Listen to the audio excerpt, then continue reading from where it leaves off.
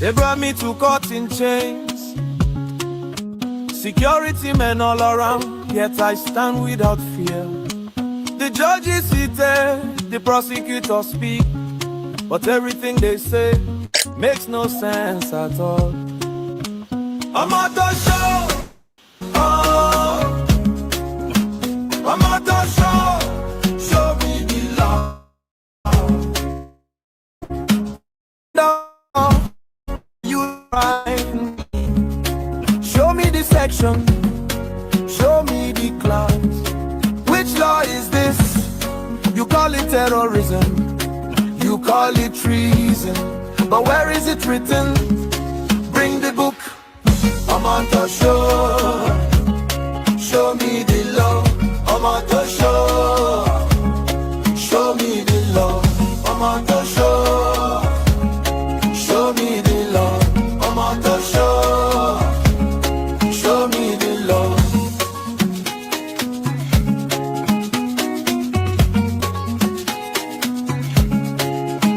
You took me from Kenya without any legal process.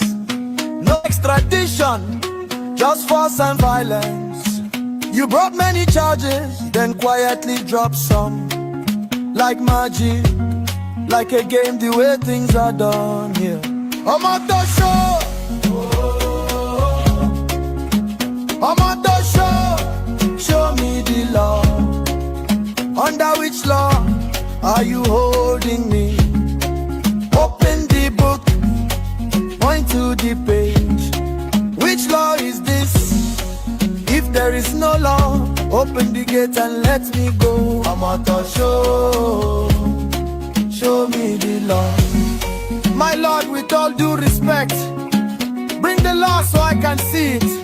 Which section, which article, which subsection?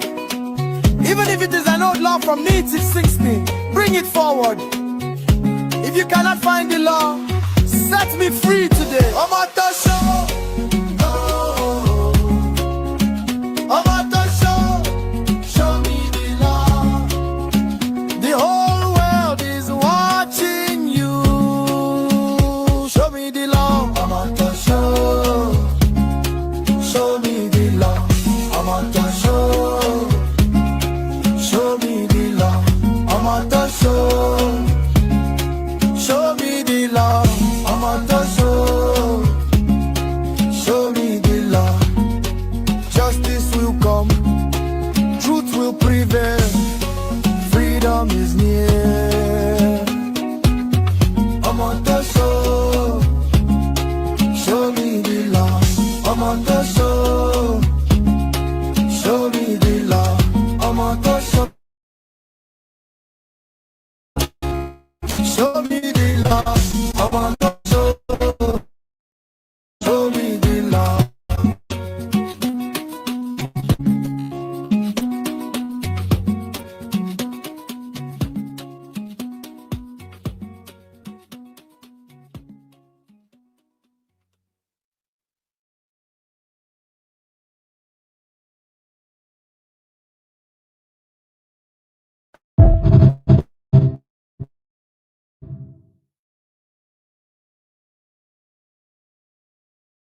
But she can't tell the way I did. Them kidnap and buy one general. So tell me waiting, come on, man, go shake. Oh, the other boy will come back from Canada. Them buy him with him family for Aboraka. Ogini they can see go and for the north side, I know feet count soldiers we don't go down. Children and their mama, then they go down. And it's getting worse every day by day. Chukwana Wanginaka, no Wanginaka, no Wanginaka, no Wanginaka, no Wanginaka, no Wanginaka. So I say, Chukwana Wanginaka, no Wanginaka, Chukwana Wanginaka, because they don't feel us. They don't feel us.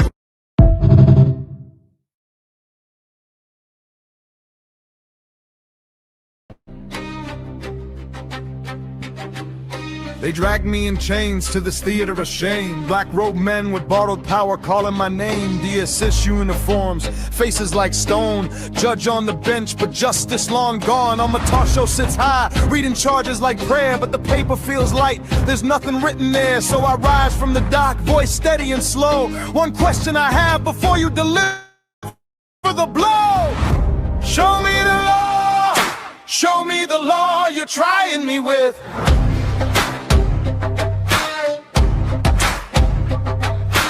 Where is the section, the clause, the line that makes speaking my mind a terrible crime? You say terrorism, you say treason too, but show me the law that belongs to you. If the law is silent, then your chains must fall. Show me the law or you have no law at all.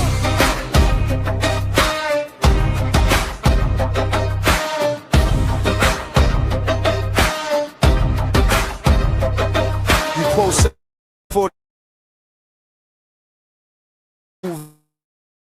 just to prove what you prove. Wave the terrorism, act like a magic wand, but my radio words never carried a bomb. I spoke of my fathers buried in rivers of blood. I spoke of a people drowned in the flood. If truth is the weapon you fear in my hand, then your empire of lies is built upon sand. Show me the law.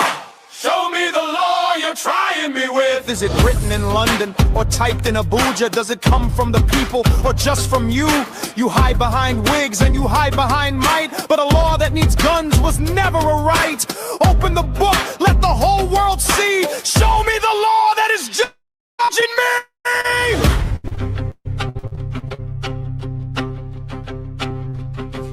I've read your Constitution from cover to cover.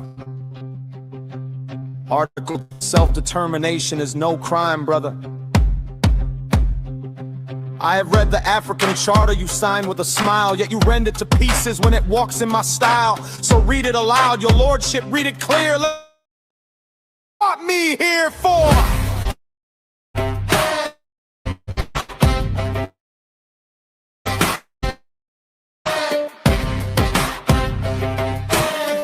Is silent, the camera's all banned, but the ancestors are watching back of the stand.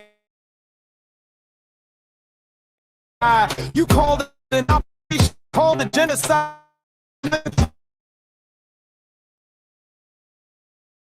Where is your law? Show me the law. Show me the law you're trying me with. If the law is just, let it stand in the sun. The law is shame. Let it run from this dock today. Let the whole world hear a man's not guilty for a no surrender. My spirit stands tall. Show me the law, or you have no law at all.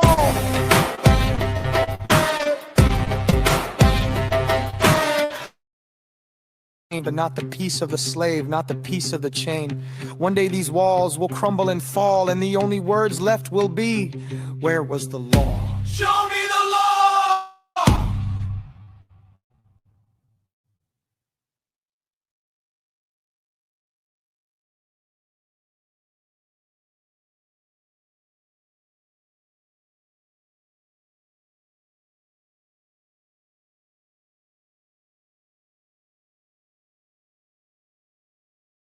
Not too long ago, you be there this Kataife, this creator ask you about Biafra. I say you don't know anything about Biafra. I say you know, may you tell him. But the way you answer, make people come they assume, say you they kind of like they distance yourself away from.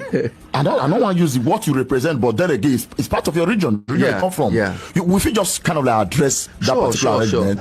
Yeah, the truth be say, now see what we just talk about now. The fans sometimes they misunderstand or they push matter the way you're not supposed to be. For Kataife event live stream, ask me questions. Say, what state are you from? The video is online. I say I'm from Anambra State. Inko say, I say I'm Igbo. Inko say, what is it about Biafra? I can't say Biafra is our baptism name. You understand that we are all Igbos. All Igbos, our baptism name now, Biafra. Omo, internet people, some people don't change and say, Casey, you know, they support us. Casey, you know, stand with us. A lot of my Igbo brothers too. For real? Yeah, they can't drag me. But the truth is, make we check them now, somebody asks you a question, where are you from? I'm from Anambra State, and I'm Igbo. I was created, I think, 1967.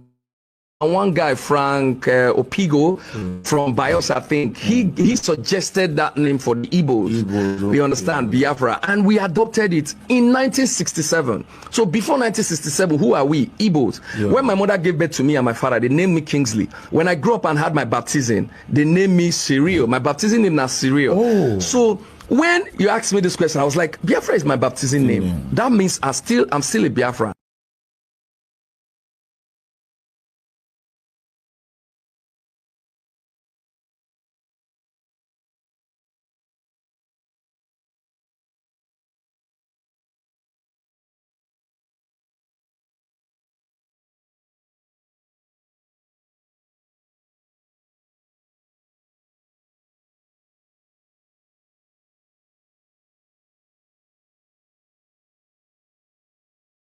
Nnamdi Kanu from going to jail are all rushing to Sokoto.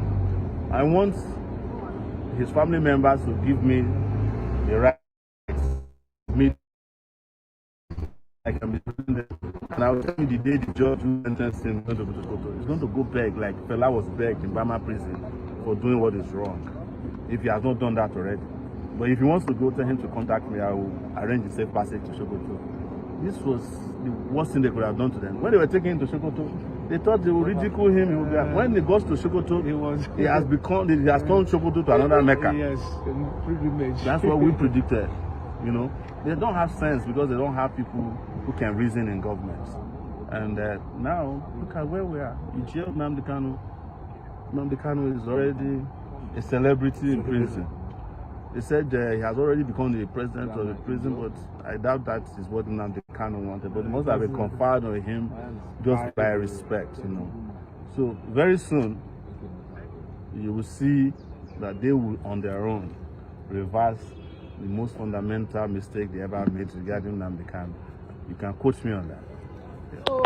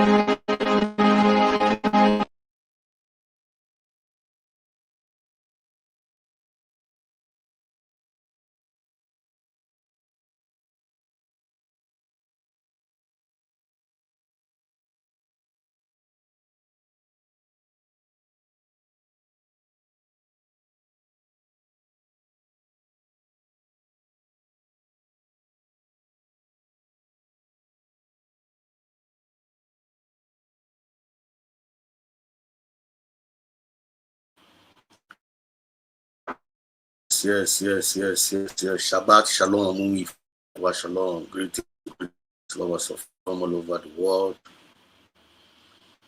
To you all, lovers all over the world. Happy weekend to each of us. They will Kabiam. They will Mumi. I salute each and every one of you. This opportunity to thank Obinigwe. Landed and nobody. His grace is not upon our life. It's not of him that runs. It's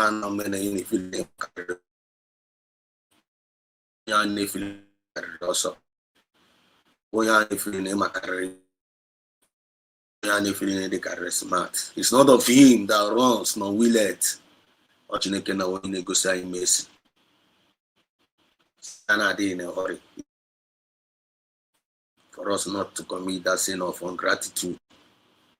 A lot of people, a lot of us, ingratitude,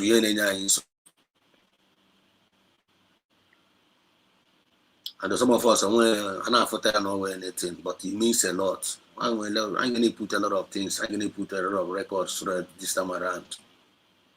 Some of the issues I need to overlook.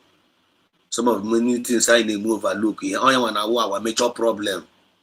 Those little things I need to overlook. And I want to our major problem. Because we do that now. I will use the foolish things of this world. People na futa madu mere gi fe. Some people na futa madu mere gi forma. Some people na futa no nya way fool. Okay, for some human beings is a reason. I'm futa na madu mere gi forma. Futa no nya mere gi forma as a fool. Like Mazen and the Kano. Just like PM Samanekba. Just like Otongoza Rabi. Dene Cheregi. The thought for you is for good. The thought for you is for peace. And the thought for you to bring you to an expected end. Mami Otrebem Sabia here. You can now let us come and come to the comment section at time and you all when it. Some people na footer no act of foolishness. To be thankful to Obinigwe. Can be doggy from there. Onye ọbụla Chineke na nyere ndụ. Onye ọbụla Chineke na nyere udo. Onye ọbụla Chineke na nyere ahụ isi ike. Onye ọbụla Chukwu na nyere divine protection. Nwanne onye nkelewe Chukwu. Because onye dị ndụ gbara first. Ibidogori from there. Ikele Chukwu. Afụtakwana na ị na-adị iberibe. Afụtakwala na nwanne a na-emere ya big boy. Ikele gị nwa ịpụta gị ikele Chukwu nna. Kele Chukwu nna gị onye na-enye gị ndụ onye na-echebe gị. Ikele in front of the public. A na-emere ya big boy. Imere ya big boy ya nwa foolishness. That foolishness kpọrọ na onye iberibe. Chukwu na gị ji ya wee confirm ọgụ as gị ozi onye iberibe. Mami ghọtara ebe m si abịa na Shabbat Shalom ụmụ ife anyị ekele Chukwu nna for the grace, for the gift of life. Onye chebere anyị niile ụmụ ife niile all over the world, our families niile all over the world. Onye na-edu anyị ọpụpụ anyị na mbata anyị ekele ya. So Obinigwe ka afọ ya be forever be praised. Afa Chukwu oke abịama ise dewonu Chukwu oke abịama dewonu. And before we continue our program, you know our routine. This is Biafran Exodus TV. Always bringing you the message of redemption. Right from like kind of that's the vision. And that vision I see from our leader. That is where I draw my inspiration. That's where I draw my inspiration. I want to be through this message of redemption and liberation to the heart of the people. On around, Adozomea has spread all over the world. That message of redemption and liberation are waited, and thereby, and I'm very grateful. I'm very grateful. Most of them are very grateful in that message. Today, not today, they don't ignore. Message boy and a message beribe. Taking away go message beribe. That foolishness and not confirm. How am that in a my effect? Man na go here. The message proceeded out of our mouth. And it and oh, man, the paper battery bono. You're talking my point. You know, one at the fruit on the using Amita. It makes no sense. All of that your good heart, all of that your kega in this particular movement, which is the movement of the people, for the people and by the people. One day you are not a fool. And don't even see yourself, because if you see yourself as a fool, you become a fool. Are you getting my point? You become a fool.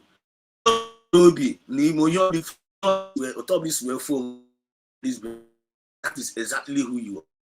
If you don't get as a fool, if you don't get as only you make a check it. If you don't go as any one ara, one end man gonna in you, ara in you. I'm not talking my point. If you don't go as only believe it, you're the man gonna in you, iberibe. I want to get an amita. I don't want to you because I feel believe in you.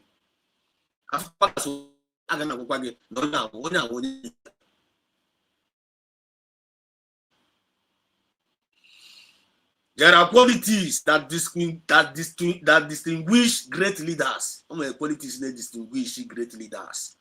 We want to talk about leadership today. Let's talk about leadership. Leadership, leader. And I swear English. Many people are mind what leadership is all about. Many people are mind what is the leader. My leader. They don't even know what is leader. What makes that person a leader? Didn't answer leader way leader. I don't know. Let's talk about it. Very important because I know now. Kind of in there now. Leadership. How do you see them? I can't know about that. Before one long live, man. Long live.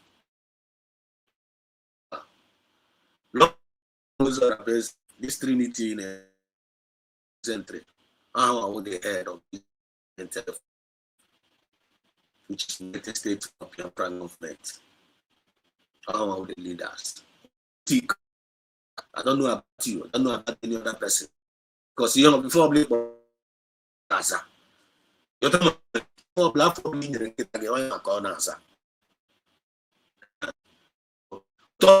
When after this United States of Biafra is the way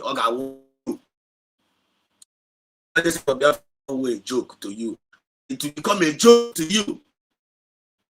Very serious something. You serious. If you don't know about the United States of Biafra,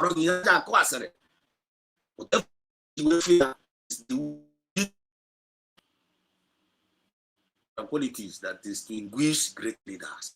We need to find. Long live our leaders. We continue to pray for long life. We continue to pray for protection. God's chineke and now preserve. You need to go through now this government. It's just all about because of love. It's just all about because of love. How come I can love? It's not about love. Master Kalini on a mate today. It's not about love. And what is that love? What is love actually? It's kindness in action. Kind to you with the action. I want love. For me, that is what love is all about. Kindness in action. If you form a hige one nigga, if you form a hige many munegi, if you form a hige many mogo, if you form a hige your community, if you form a hige your, you just do it. Just do it. From the depth of your heart. Genuinely, voluntarily, willingly, joyfully. That is what I call love. That is what love. And that is what Master and Kalu represent. The same thing goes with PM Samanepa. Why wouldn't I respect them? Why wouldn't I honor them? Why wouldn't them? Why wouldn't I? They are our role model. Why wouldn't I follow up their footsteps? Because never is that now. Oh, we form a can broadcast fundraising. People that go for fundraising. Don't force yourself. Genuinely, you got to me. Blood get blame. Go. Gonna split. I'm gonna Biafra. You were on with the Rinkiga. Woman kick it. It's just going to be a brief podcast tonight. We're passing this message. On your blood opportunity. When I know I no quite can I meet up for I need I meet on Broma. That's our move. I meet up on I meet up on Amburo job because they meet up job. I give it. I want to give Korea. Very, very simple. Very, very. I got mediocre. Only talk about them whenever they lie against duty. I know what I say how. Just say on a table. Just Biafra can we school.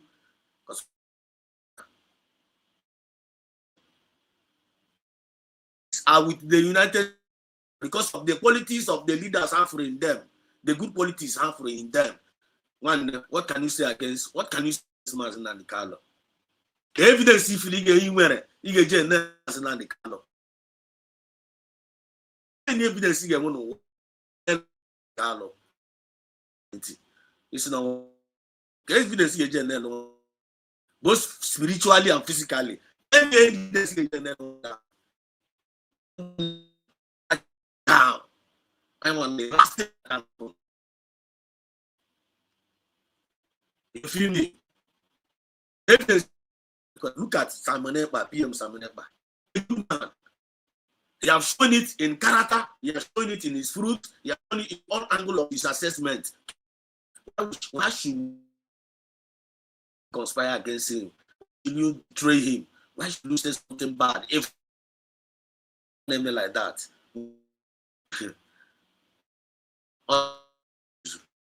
The reward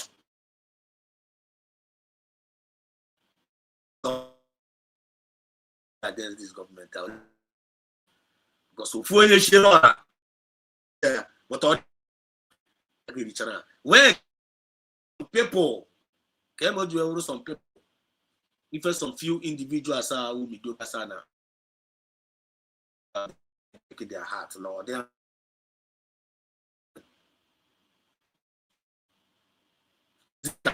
I don't get it. I don't get it. To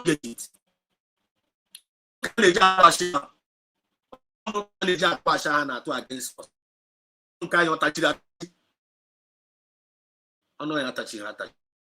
Any tongue that rises against this here, any tongue that rises against them, when you make a decree with all no God. Because you pronounce out his power, all spirit, any tongue, after knowing where people are upright. You farm both spiritually and that the upright. And when you won't damage against them. Only thing you assume rises against this our leader upright. If you're on name, and then against them, all of them not condemn on a hard rock condemn it. I can enough force on it. I don't think. Because in the Bible, you look and you know how power. Good. One negative. I hope we are listening. Everything that is against them shall be condemned. Because these people they have been this from other leaders. From the Kelemuna leaders, these people they have been from them.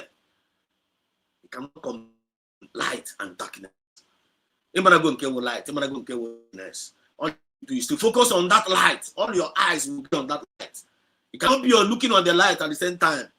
You'll be darkness will be your portion. That's what you go. State of Biafra. In Finland, 29 November 2024. Glory to glory, Oganaka. That is what you are looking for. That is what you are fighting. That is what you are going to. And now confess that we want to create our own world. Use your mind to create our own world in the United States of Biafra. Because China one way go. I don't create our own world. I will be able to now cause our world. Now cause confusion in our world. Now cause it. When they you will reap all the reward. Because here if one can now get received. That's the way I reason. I don't know about you. Because I just wasn't going 1 year old. You would pretend that this Biafra movement. You need to make a pretending. You would only ash. You don't need to make a wash. You, okay, I cannot feel you. But may you never be our portion. That is what we are here for. I am if I cannot be a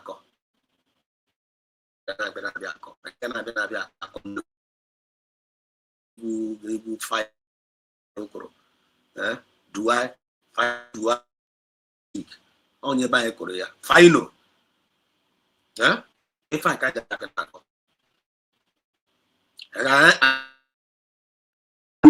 now stage anything on what can do is going to be avoidable, but you can use them as a reference. All these videos that we are giving you people, and this is what giving people headaches. Catch this moment because how we go there maybe nobody is taking any against sort of one.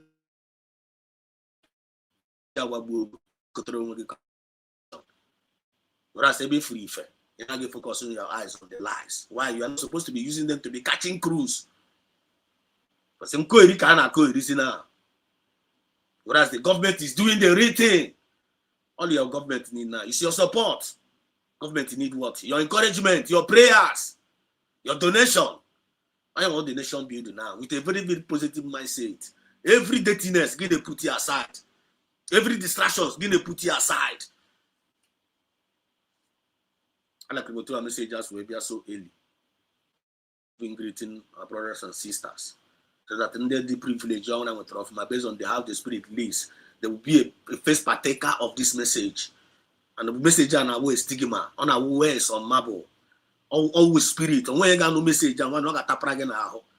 You know, Baguri Shakwa and Leme Kasibukana, the other yes and also now. One you are going to go bed, Nelushi. No matter you now, you have a message in matter. You know, message more from the Biafran spirit. I'm going to get easy confirmation there. But I'm always going to wash it. They won't much go carry my opportunity at Keleno. But before then, all the United States forces, after our government, we need to acknowledge them. We must celebrate our heroes. I got to say, overlook. They need to thank those that need to be thanked. You need to honor those that need to be honored. You need to respect those that need to be respected. Why you get respect? You may so say I know you then make the effort. Who do that thing? You put them to where they belong. And they can belong, trash. Because some people are not all useful in this Biafra movement. You will be useless. Question I would say, are you useful in this movement or are you useless? I don't call blame what I can free you. They feel me? Happy weekend, everybody. Long live our forces, United States forces, they protect our land. Long live them. They didn't know they are genuinely maybe Masman cannot be regable, or maybe some nepa be regable, or maybe our the Tongos are best the new cabinet be regable under this government, saying protect our land. And you only need to protect here genuinely, sincerely. And I got a brave not choose or got one again again up. You only know they protect here based on oath. Long live you. You know, on a very, very good track. When you give me the land will protect you and preserve you, even to your next generation. Because you have sown a good seed, just like Masna and Kalu and every other rest of us. You are not a loser. You are not a fool. The spirit And that is what it is. Long live you. A former kind of Goron. Long live all the United States Biafras. And then in a media, and then in a comment section. Let's use your man na comment section. Let's share a program. Let's click like. Now support one way or the other. Let's make sure the government na Ganiru. One in a very, very good track. In on the good side of the history. You are not a fool. Only a fool as a fool. One I don't know what else to tell you. I cannot see myself as a fool doing this that I'm doing here. Because if I'm sounding like a fool, and I'm not sounding. I'm not talking about point. Just like a lot of people are sounding like fools. The from are fools. Then how are you going to be taking instruction from fools? How is the statement of a fool you? Go to a statement to a fool can shake again. It is supposed to something because you know that person is not serious. You know that person is not consistent. You might even that person network and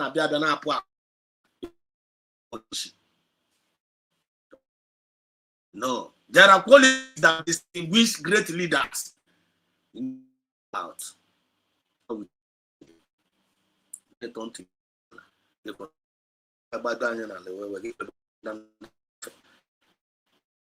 Our United States forces. We salute each and every one of you. Long live the genuine media. Just like I'm saying, it's like our people that are coming. It's like every lovers of freedom, Biafrans all over the world. And long live you guys. We are not fools. We are vessels in the mighty hand of Chukwu Kabiam, in the mighty hand of Biafran spirit. That is the way it's supposed to be. Seeing yourself. You were light. You know how we feel. And you know darkness.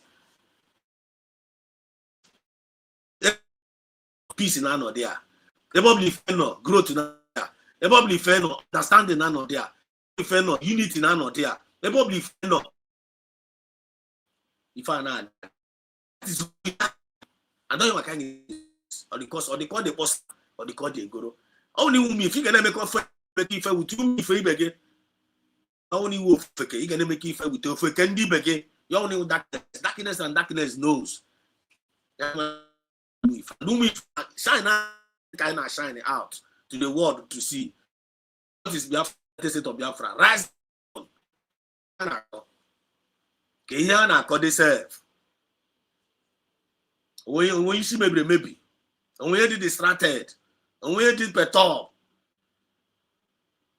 how do you see yourself? How do you see this government? How do you see our leaders? The good qualities of leaders. The best leader we know what. Check good Mazna de Carlo. Check good on a Mazna de Carlo outside, like kind of no now. Young man have any now got very soon. Young man no. Government give beat in war with the kind of natural wisdom Chineke Nanya. And when those on ya, all King Solomon couldn't have. The all King Solomon, who was in the Carlo, the wisest king. And when we have wisdom, Kadamas in the Carlo. Go too far. I can let them down in our comment session. I greet you, Nobi. King Ezemwife. I see you. I greet you. And I salute you. Ezebote Mwachineke. Ezemwife. Original. I greet you. Shabbat Shalom one day. They were good to see you again. Good to see you again. Send the woman as they said us. He said, I'm driving to work. Thank you, one. Thank you. Thank you so much for your greetings. Thank you for showing concern. Thank you for always there supporting us. You are doing marvelously well. You will not go to Agozi one. It's a weaver. You will not go to Agozi. Now, forevermore. He said, Esther. I see you one day. Say Esther. Esther Kuosa. Esther Uku. Esther. Esther.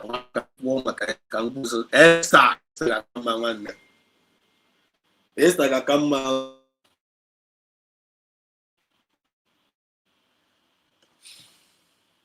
Esther Kakama. Please, you check in my voice. What's my number?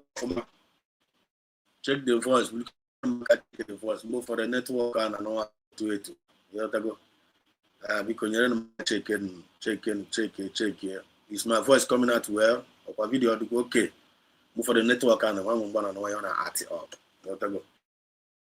The voice coming out well and the video. Okay, network or the okay now from your side.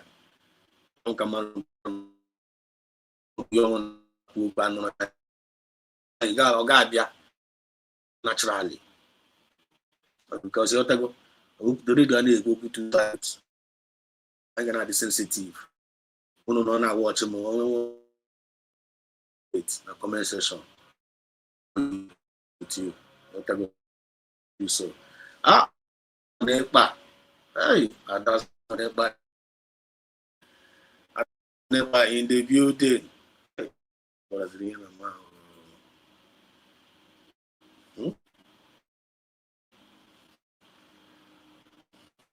Okay, thank you, Wanda.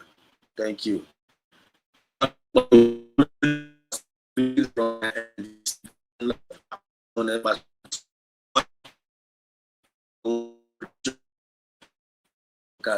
is you want to here. Wonderful sister. A great job for we. That's very good job. With an excellent spirit, you like spirit. So we are proud of you. You didn't teach. Biafra. Don't allow them to take that statement from. Thank you, other side.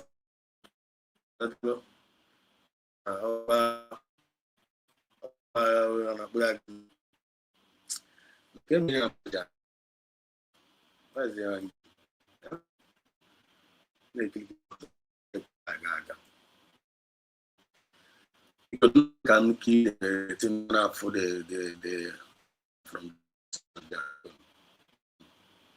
so that's why whenever you go consider again, no drink each or this guy na for free abiona no ando abio say ade anyem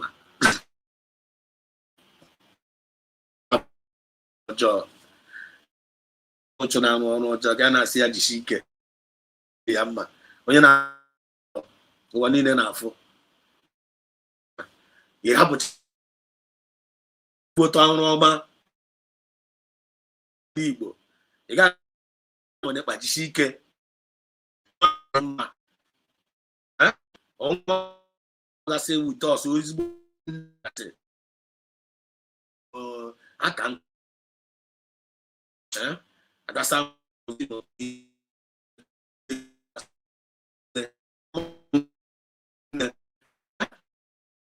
Madam Origin them happy bear anyị Igbo n'ifu mmụọ Chineke na bi na ndụ ha nwere conscience a na-arụ them out is that this great leaders are leaders, natural born leaders, not in a combination, powerful. No, they do the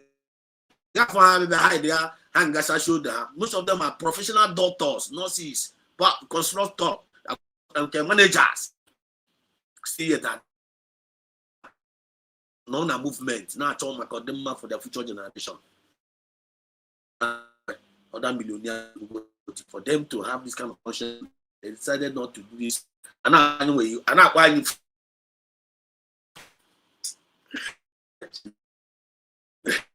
after going away fool.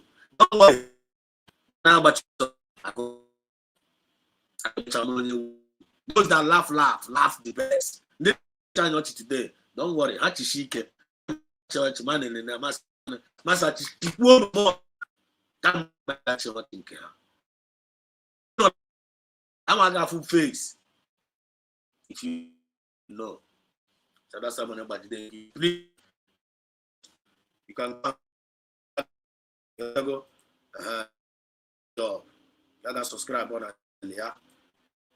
Can subscribe our channel and follow. Share her program. That's Ada Rosie. God bless you. Thank you so much, Rosie. Another powerful woman.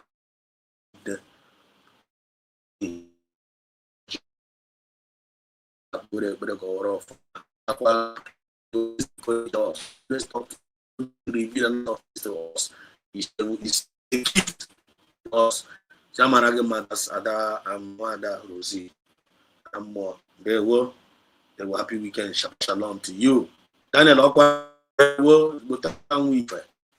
I greet you, Daniel Okwa. I greet you, Master Sedos. They were one with the mole where. This was the one. Yeah, one day. I feel you. And I greet you. This is not clicking. Want to fly. Register commented. Yeah, that when money when they say and Daniel says good evening us.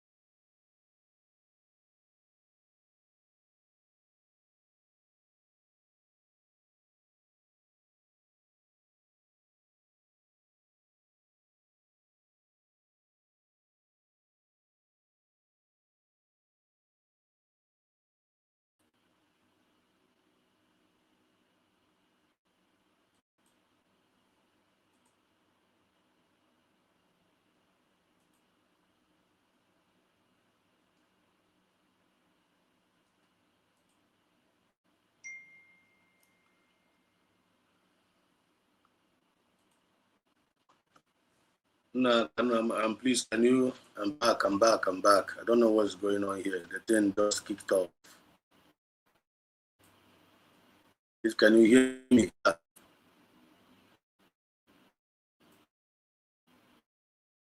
It's hanging.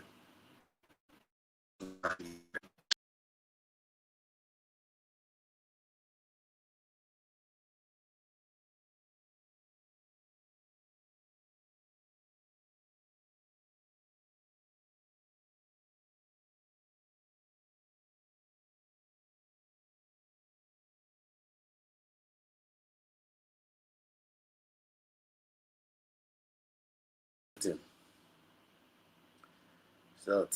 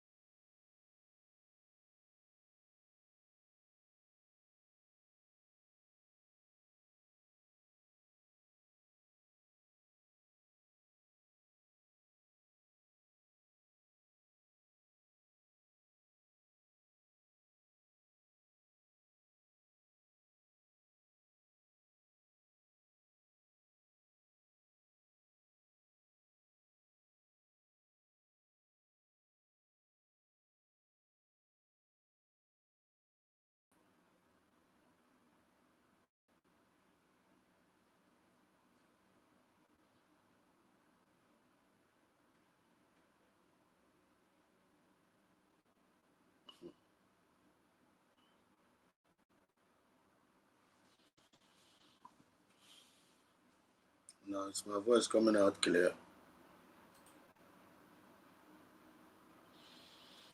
Hello. One let me check in network out very I don't know what is the technical issue or what, or StreamYard or network.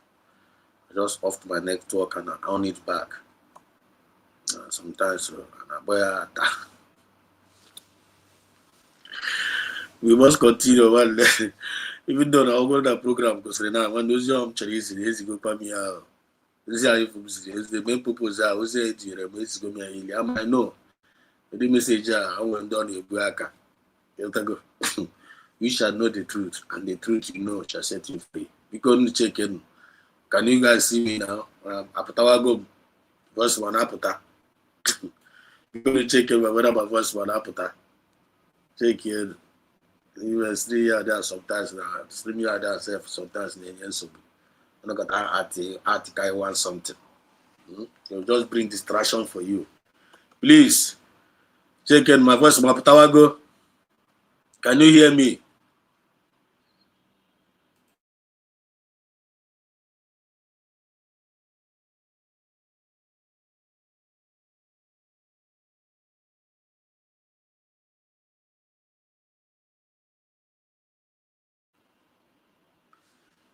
Voice of Apatawago, check in the voice. Can you hear me?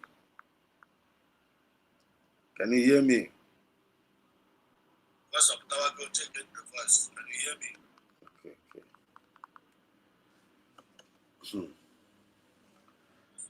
I think God is still out to you before.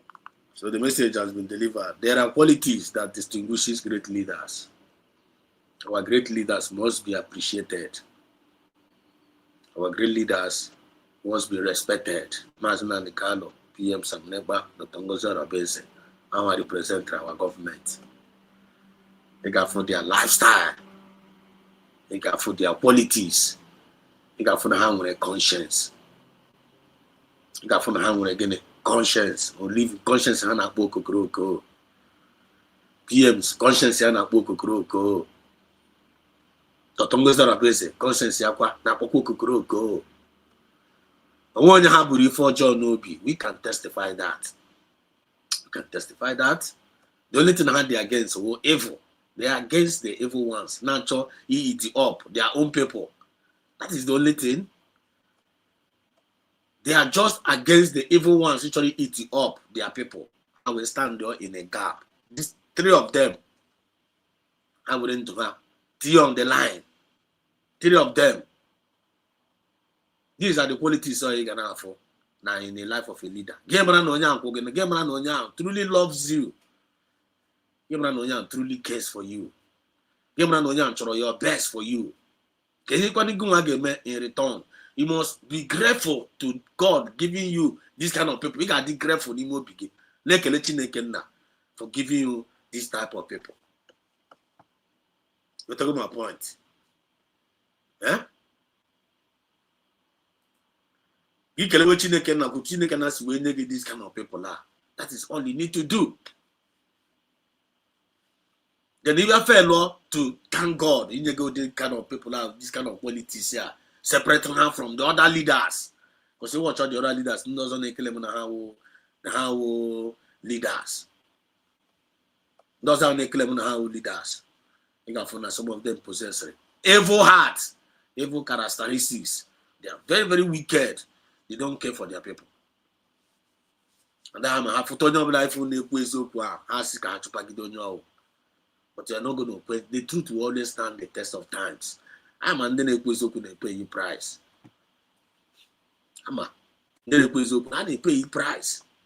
But I know I'm watching again now. God, you that is God of heaven, the God of justice, may you always grant your people justice whenever it is highly needed.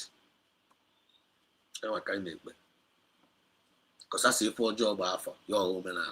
So every 4 job, any other thing we evil in our land, in our family, in our community, all of them must disappear.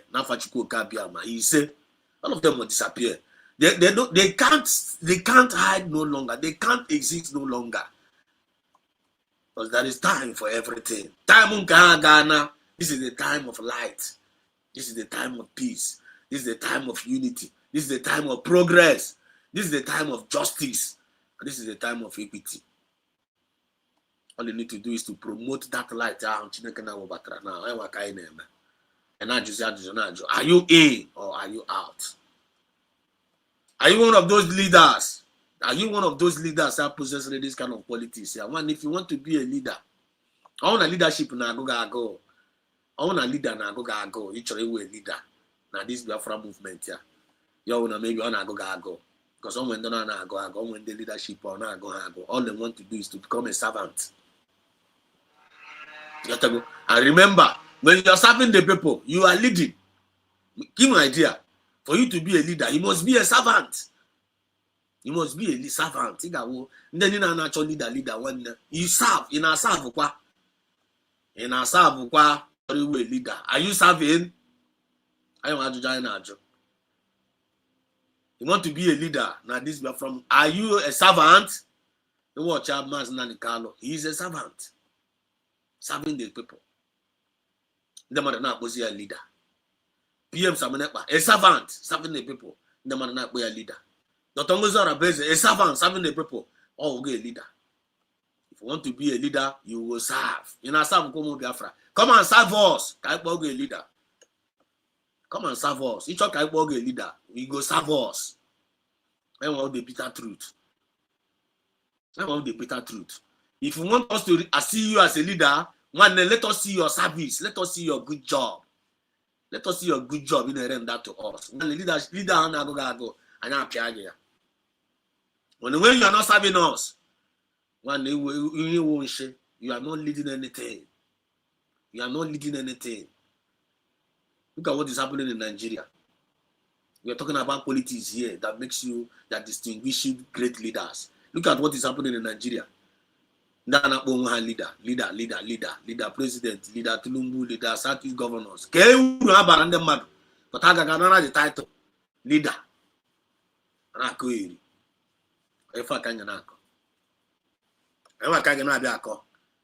But look at our leaders here. Check them out. Check them out. I mentioned that this Biafran government, when God have given us leaders, I confirm once, tested and trusted. For me, I don't know about you. That's the way I see them. The future work, but no blind and care. Tested and trusted leaders. All you need to do is to follow them up. Follow them up. Because they want to go already now. Since you have confirmed, all you need to do is to follow them up genuinely. Are we in this one? Are we in this one again? This one again? This one Are we in this one again? Again, Are we in this one again? Acting funny. Are we in this one? Don't do that. Your friend spirit will deal mercilessly with you. Don't do that. Don't do that. Today we fundraising, right? Today is a fundraising. Today we fundraising. Get out now. All you need to do, get back home on all no kitchen. Get fundraising now. Kaya kebe gara oloka. Yotago, get the fundraising. Kaya kebe gara oloka. Imran kena get to near there. Never say me there, give to Caesar what belongs to Caesar and give to God what belongs to God. Man can do to get to here about. If you Nigeria, go feel any to the back there. Gaga, get back better. Get back better. Go see your government. Everything is all about money. They wanted the money. Give the money, Tina. You want the money. Give back better. Away you back in on one side, and now more condemn. Gone on one side, and now more condemn make something. Down on one side, now more and then they make something they make now more now about stored. If you need the smart. Need not stored down. Or how many supporters can have money? Or how many people know with them? Many people are against them. Many people are against them. They are not winning. They are not winning in their propaganda. They are not winning in their blackmail because Ezoku Karirasena Nato Nanki Bazwa. Ezoku Karirasena Nato Nanki Bazwa. So Hanine was on the losing ground. Whereas United States of Biafra on the winning ground. Are you getting the point here? Hanine no on the losing ground. Whereas United States of Biafra on the winning ground. So when you come through Navalia, because network card somehow. I'm gonna name it somehow. So I don't know how it's gonna look like tonight. Let me see if I can still bring out this. Wow, cameraman, go talk about video. Cameraman, go talk about this video. We must continue. We must continue. I'm not keep as well. I'm sense bad. You have to go. I'm sense badly. So, cameraman, get video go to car. I video go to here. 7 impossible conditions. Or 7 impossible demands given to Tinubu by President Donald J. Trump. I call it impossible because I know that Tinubu cannot do it. I know that the northern part of Nigeria, northern elite, can never allow that to happen. So just follow me step by step. Let me tell you the 7 demands that the U.S. give to Tinubu. Number 1. Okay, now get no tell now. Before this guy video this thing now, I want to have some nap off. Let me know in the comment section. I guess this was the major part. That was the secondary part of it for tonight. Before the fundraising, network the favorable. I will still stream the fundraising. Favorable, no problem. Tomorrow is going to be another day. So you can hear any based on time and chances. Now we're talking about the qualities that distinguish great leaders. And when the qualities distinguish great leaders. And you're going to an example of the leaders that we have. They are divine leaders, exhibited divine leaders indeed. And they have that good conscience, have that qualities, and you're not around the thing. And you're not going to dispute that. If I confirm, going. And if I confirm, our leaders. You have to go just like a teacher election and confirm election. Go. I know genuine Biafrans, we have confirmed our leaders and the genuine, very responsible, with a conscience, very focused, and have any form of nobi, and when I peace nobi.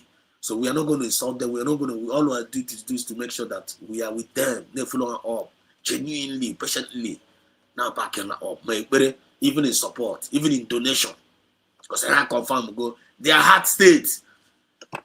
But look at the government of Nigeria. Look at the government of Nigeria. Even the media. Even the government. Look at their leaders. Leader. Because for you to be a good leader, you must be a servant to your people. You must be a servant to your people. These people, they are not serving their people, but they are calling themselves leaders. Now commit all manners of evil against their own citizens. Who does that? It's only an evil person or evil nation does that. But the United States of Biafra is not an evil nation, or a good nation, or an upright nation.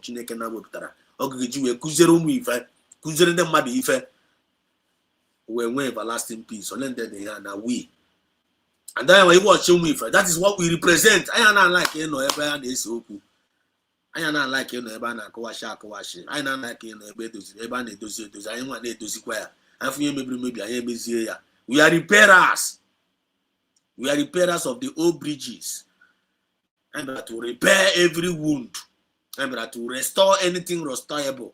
I'm to restore back that life, that goodness, that joy. That's what we come here to restore back. And that is our duty, our primary duty. Are you representing? Or are you one of those causing those problems? Are you shining that your light in that darkness? Can the matter now also clear? Are you doing it? Only the man one the in on the right track. He possesses a very, very good quality.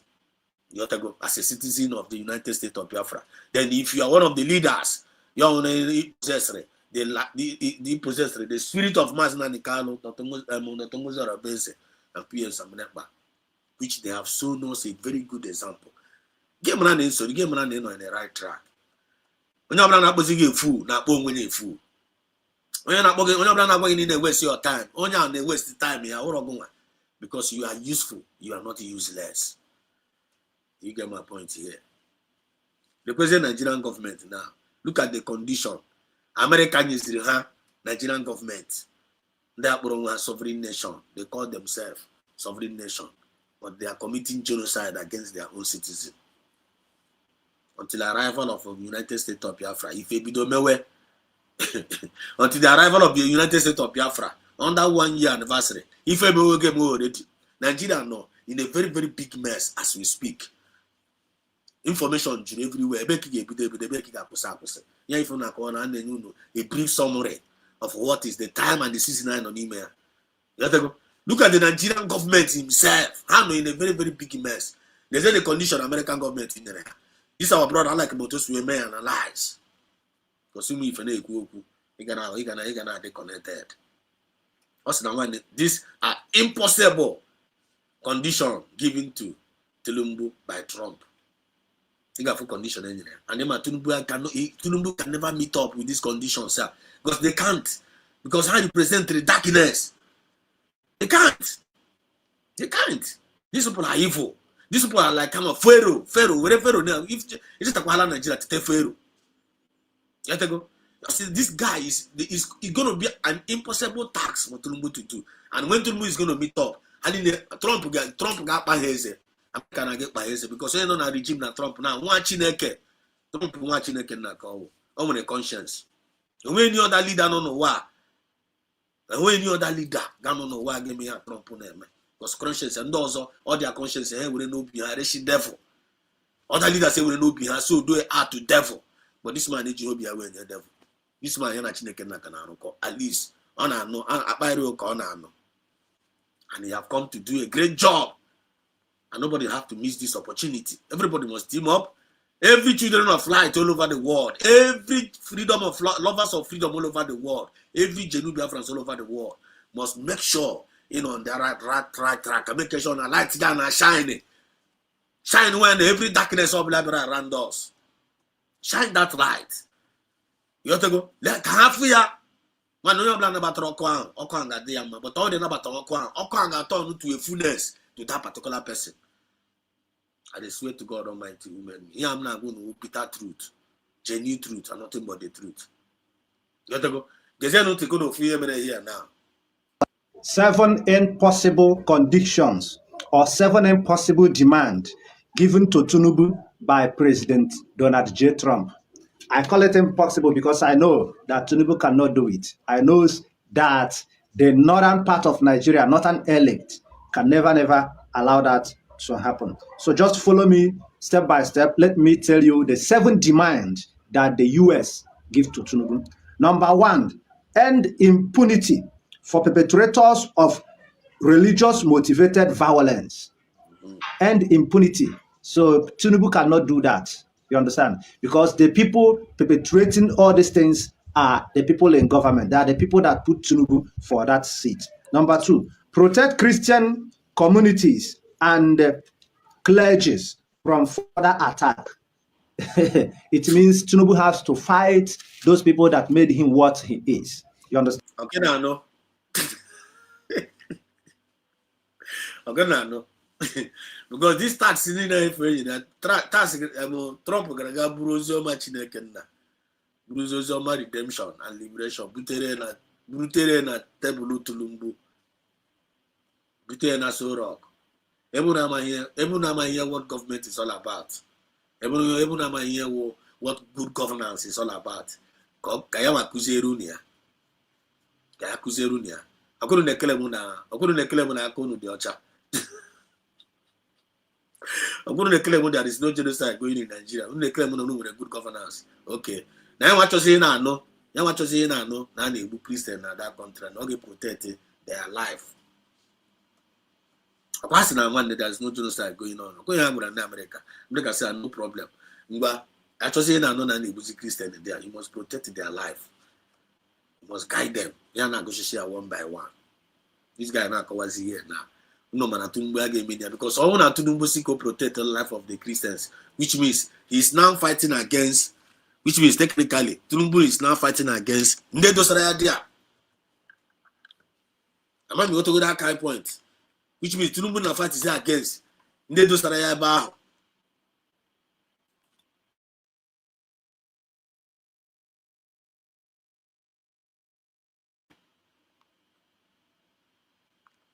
I'm going to go that kind of thing.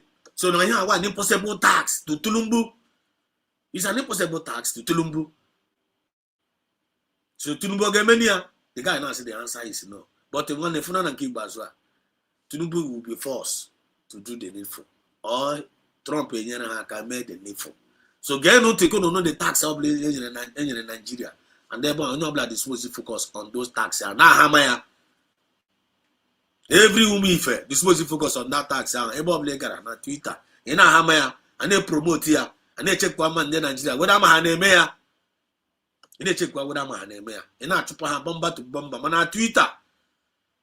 And I push here. You got an $600 you go and check her out. If you want to go there, you'll be pushing it. You will retweet it. Get your comment there. Because I'm not talking about America. I will be again happy China now. When I get the dish in the brain, I'm going around. Now get hunt. The brain, we're going to dead brain. No anything to offer you. You learn about Canada, you know, okay now. Mommy, you're talking my point. When you learn about and now chugging okay.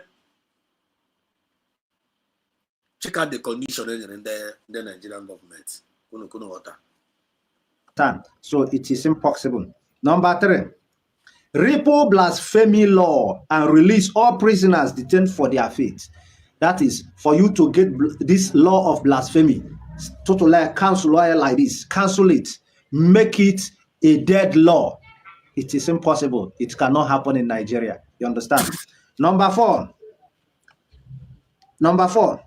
encourage coordination with international partners to deliver humanitarian aid directly to victims through trusted non-governmental and faith-based organizations. How they go do that?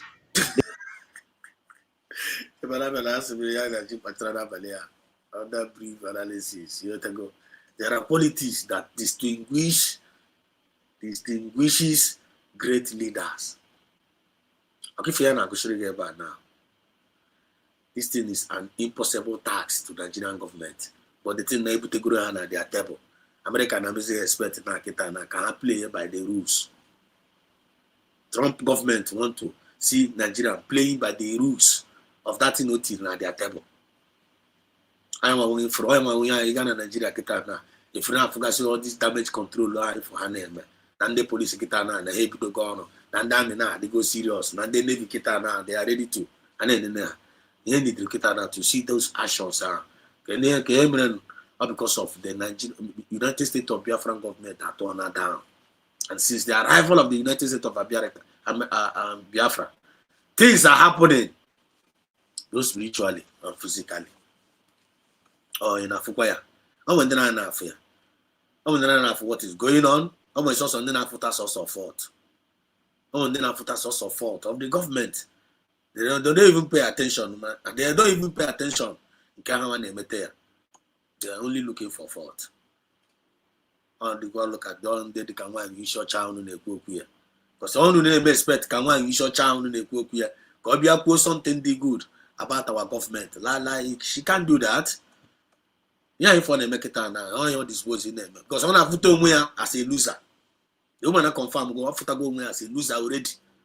So what else do you want him to do? When you're not put on as when you're not hungry, no. When you're not put on as when you're not hungry, no. What else do you expect her to do? On a benakowa. Akowa on a be. So go to my English when on a bro where Akowa, and not as you not told me a witch. Because when it's nobody found a Kromo Biafra now against United States of Biafra, that people will listen. People are not paying attention. People are not even taking instruction from her. Then why are you about that? Some of you people. Only dispose of February and the group. We are cashing cruise. Otoashi 1, Anago Biafra, Ezoku 10, Otoashi 20, Anago Biafra, Ezoku 40. Then Koto is succeed. I go for the call. Ophone Shirora, or I get Richaya. But our Shiro phone, okay, the answer is no. So why are they worried themselves about what an individual is talking rubbish that is not going any far? America one you short chant. America show information okay use now. Again one you short chant. As we speak, America man that now one you short China lanya. Now all these mediocre they are saboteurs. How many traitors? America have been in this stage before. They have had a bigger stage here. I'm going to saboteurs in their time. No saboteurs in the time of Israel. I'm going to saboteurs everywhere. And the saboteurs makona how saboteur. And today history is talked about them as saboteurs. When they create the same history now. In our own time, they create a word of saboteurs for themselves. And I'm a how. So the only thing you will escape your life from being a saboteur. You can even sabotage your government without even knowing it, due to too much complaining and murmuring without solution. Give blackmail lawyer own government. I imagine that so very, very sensitive. Because if you don't want anya, and our thought matters a lot. A perfect example of a good leader. Samane by a perfect example of a true leader. Dr. Ngozara is a perfect example of a true leader. Are you not seeing it in her? Are you not seeing it in her? See, humility, humility, sincerity, maturity, understandable, resilience, patient, are you not seeing all those qualities in her? That is what distinguishes leaders from leaders. That's the distinction. That is good qualities. And these qualities are not challenged. Never must not canon. No, never PM Samane Pano. No, our leader, our Dr. Muzara president. What else are you looking for? Leadership. Taking a nyanya as a gift. It's not going out, but in day, but I'm not going to form. You never know, yati. And if you don't know, yati against them, we'll be an amapogo. Onu nke gwa mezie gene. Onu nke gwa. Okonya Johnny na akọ yati against us. Ke hi John nke gwa na eme. Oyo ko yati ahụ. Ke be ka kwa were kwa no ku eziokwu. Why mo Biafra original. If all of them will be disappearing one by one. Then we Maziko choose. Can you hear me? Maziko choose. Let my voice man up off ma. Yeah, we put technical issue before. But that of is Rosio na aga. Actually, in the network, in the technical, in the network, them or maybe StreamYard them or maybe restriction in the YouTube name or maybe censoring. Actually, much miss you, man. They can pour out. But if you are ketana, whether I'm on a ga or naga, they have to go in the spiritual realm. I'm going to turn on. I want to know Obago. The thing the Biafra spirit now magnify our message. Could you aware? On magnify here. Oh, the man on Maria, if I name with more. I'm quite surprised if ever no sompa they preach say about our people should start combing their villages. That our youth to start combing our communities' village bushes. Never keep for Johnny Neno. It's a good. We have been preaching it here for a few months here. You have to go, and I called their car before. They have put the major problem and I call another different thing. Get us now, reality said to go in. People must do the needful. You must do the needful. I will go the good leaders to Nanya. Or any evidence on your black hold against them. No evidence against them. No evidence against our leaders. No evidence. Only your black get any evidence against Masin and the Carlo. You can never jail an upright man. The worst mistake the hammer he be happy. If I can Nigeria you will boom. Yeah? If I can we boom. I'm just going about that. Why put that the other one? Let go. I'm Maziko choose to say no matter what, we are not going back USB or nothing. Maziko choose confirm my voice on Apple for my own intro before. Confirm on the voice on Apple for my. Let go. So the leaders they are genuine ones and not who so. They are represented well, trusted and tested leaders. From the throne of grace. The United States of Biafran leadership will compare Nigerian leadership. On can see about our league. Now, America, a new structure of government in Hageme will end their up all their messes. The question now, will say, will Nigerian government do it? The answer is no. Because they have the heart of Pharaoh. Their heart is full of darkness. So which means Nigeria has been mapped out as total destruction. Based on the Mas Kaluku before. mapped out as a total destruction. So when you have condition, they are not going to play to the rule because this is against their own ideology. Because on the Fulani in Nigeria, on the UK Nigeria way. How go to Nigeria way? So their mission is to make sure that when you play for an indigenous Nigeria, they will useless you forever. That will become their perpetual slavery forever. And I tell people without you pay attention. Some people happy and I Akrobatu. So you pay attention. It is our duty now. Rules and regulations for the Nigerian government are now one day. When you plan on you on Twitter, you need promote here. You need tweet it. Because the whole world is paying attention to X handle, X information. You need with you back and you not target. I say Corona. You retweet, you know, they give retweet, go, you go try give me understand, you receive good information. You go, you give me a little knowledge of your accord there, give retweet there. You want to comment, give your comment there. If you probably for to say against our government, when they get the bunk on the comment section, you debunk them. Away bagi berapa seba pota, they wanna go, don't you care Kupananka? Kenke Guaku.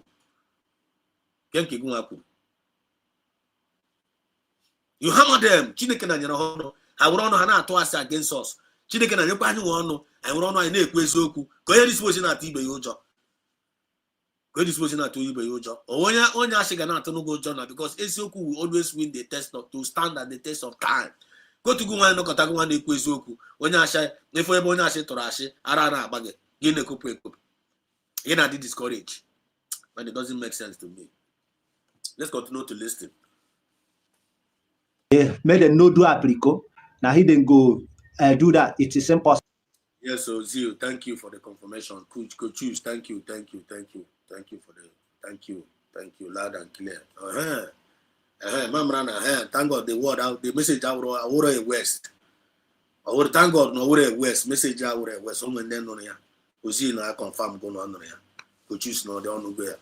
But I no go there now. One somebody no here through here. You're talking about point about going down. When I know you attack a new H. Because so much redemption can you preach here. I am gonna be only a man in a carry. Only a man in a carry. Okay, for example, now I'm going to some intels and gas. I'm some intels. I want to go say na my name broadcasters. I already in the Kanga Taiban view. Already in the young work it, young information I'm going to work it on one. It will discourage some people forever. Jetago. Maybe some people na a chasing cloud. About a chasing cloud. Maybe a chasing traffic. Just like one in shorter. We on the chalk, on a check, all the young are creating traffic. With the traffic, you're going to create traffic. Now damage the souls of Biafrans. Fonde ne kwe antio. Fonde ne believe here for na ko.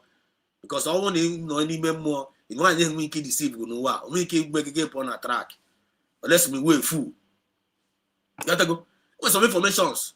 Oh, you don't be man na karak. Why you in a line? Why you know in a very, very big mess? Oh, they are aware. Oh, no, in a very, very big mess already. Big time. Okay, you should go on where, but I go and mapa. Not in a mess. So to so, when you're not a mess now, on a mess, not gonna trash. If on them activities here, I can take it by this time. Why you know in them on that course? If on them when God and Bungo, you man Akwasiana. Somebody got on a Finland, they got on a Finland, the team even Finland no more Granaga Tia na Mogana Chino wa the boom wine. Not only that, a broom my detri montichamon, a good in abro mong, a good in abro mong, a macoya mong, a good in abro mong, why a bria la franga, koya nania.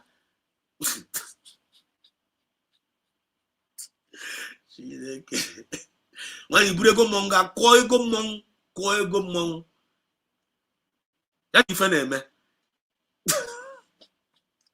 One of can you happy bear? Why integrate commit go where or try the hema, why you want to be full and spirit? Because on our Swibo, on our Sunnibo. It's nobody in our Swibo, Nasa Fibo, Wonibo. No, the answer is no. Supposed to know them by their fruit. Yet a man dibo by their fruit. Aja no wiki sege gagas woman they give me. Aja nibo, or wiki sege gagas woni give me. The answer is no. So go to the believe for such person. aja no Igbo wike sige kpọwa nwanne gị onye ogbu ọra ọbara kpọwa Maazị Nnamdi Kanu kpọwa PM kpọwa nwanne gị their leaders ndị ogbu ọra ọbara aja no ga-agwa gị ya the answer is no. So go to Gesi they believe such person. But Ajali will only tell you na gị kwuru n'eziokwu. Ajali will tell you kwuru n'eziokwu na nziokwu wondo. Ajali will tell you ebe beru go bere nke si ibe ebere na nkuga akwa ya. That is what Ajali will tell you. Ajali will tell you that na nwanne you. Ajali will tell you anu amegide kwa agbakwa ma gbagide nwanne gị. Enwe ihe Ajali ga-agwa gị. Then onye only fun na na-ekwu dey preach that na gị mara na onye anya na Ajali na arụkọ onye nwere respect for his tradition and don't nwere respect for Igbo culture and don't nwere respect na Biafran spirit. Ndị a ka ị ga-ege ntị. Ndị a ka ị ga-ewere ntị ka ebe ndị a ka ị ga-enye ya audience. Ọtụtụ bịa hụ na hapụcha ndị a na-enye unu that good audience ahụ na na-aga ege onye na-akọ rubbish n'ebe ntụ n'ụlọ. One, it doesn't make sense to me. If it makes sense to you, it doesn't make sense to me. Ini na Dr. Ngozi Obeze na-preach na Twitter ya. Amadu na Guardian na-aga retweet ya. Amadu na Guardian agụ ihe o kwuru di ya. Gụọ ego mana ihe ọ gwara France, gụọ ihe ọ gwara America. Mana Amadu na Guardian. But some of us na-ewepụta time ha na-aga ekwugharị na platforms ebe a na-akụ asịrị. It doesn't make sense. So we must put our heads in order. I know like a onwe ya na nke ikpeazụ a. Because I know the under nation building kita no mu ya na onwe staging public agafe go ya. Just like a few days ago I preach here that na one the manifestation of the United States of Biafra is the end game, is the end point of every Biafra agitation. The appearance of the United States of government, is the end point of every Biafra agitation. Go tag us you want government. I am go government. Some people are now creating unnecessary mushroom groups. Biafra na ya in the name of Nana run government. Who does that? And then the same thing. The declaration. Then have no underground. Now creating some unnecessary mushroom, unnecessary division. Down. Who does that? Since I'm in the United States of Biafra, every agitation ends, every militant ends, every group ends, everything now, all eyes on United States of Biafra. So say back when I'm take their instruction. I will be again happy United States of Biafra. And I get Van Now get with instruction. Another one na PM is talking with a Vam and group. The PM. Prime Minister no na on about within the CRC. No you hand they discuss. Then give attention from United States of Biafra. Without attention, na get in the CRC because you know na PM they put within the CRC. Iwo nyara. I will come na ajo. You know na PM buroku within the CRC. Yes, is with PM is with CRC. Then kind of the CRC covers again. And what is that CRC? Okay, who CRC? I buy with the government.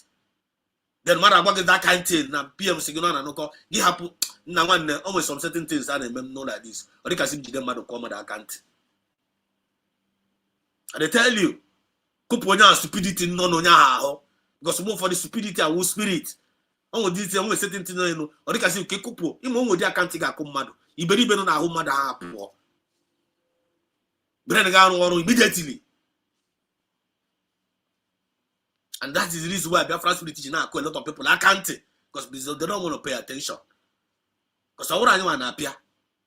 I want to appear one day. Iko iri utani mo appear again. Listen to this guy. This is Nigerian government now.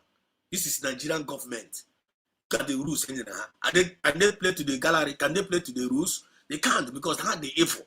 But the United States of Biafran government, somebody like Maazị Nnamdi Kanu, PM, somebody like I want to know around the Kitana. When they make level but still yet, they are not stopping us. Bring them on, hold by the line. We didn't wait for Maazị Nnamdi Kanu because you're not around. We didn't wait for PM around because you're not around. But every other agitators among them, all of them wait behind. Can I check Maazị Nnamdi Kanu? Only they check PM, somebody like Kita not around. All of them are stranded as we speak. They are all stranded. But United States of Biafra, are we stranded? No. The answer is no. We are not stranded. They are moving ahead because they are waiting for no man. Because this is not about an individual. It's all about we, the people. It's all about we, the people. We think you will get in your we think you will make it, you will turn up, we think you will not no problem. And I fight for the person. No, so they move go ahead. I want them issue. Guess in one image China. Or for Arabage, where I go to a Fako, no for an Arabage man, gas on one Nika Bonage, on your Kinako de Aka, on your Kimmer, Immer on Wege. May every moment. I want you to get there. There are qualities that distinguish great leaders. You need to find it out. How about their fruit again, man? If you don't up to today, a man, the kind of level of quality of leaders you put that this Biafran government here, know that you are a fool. Know that you are a fool. Someone man may say by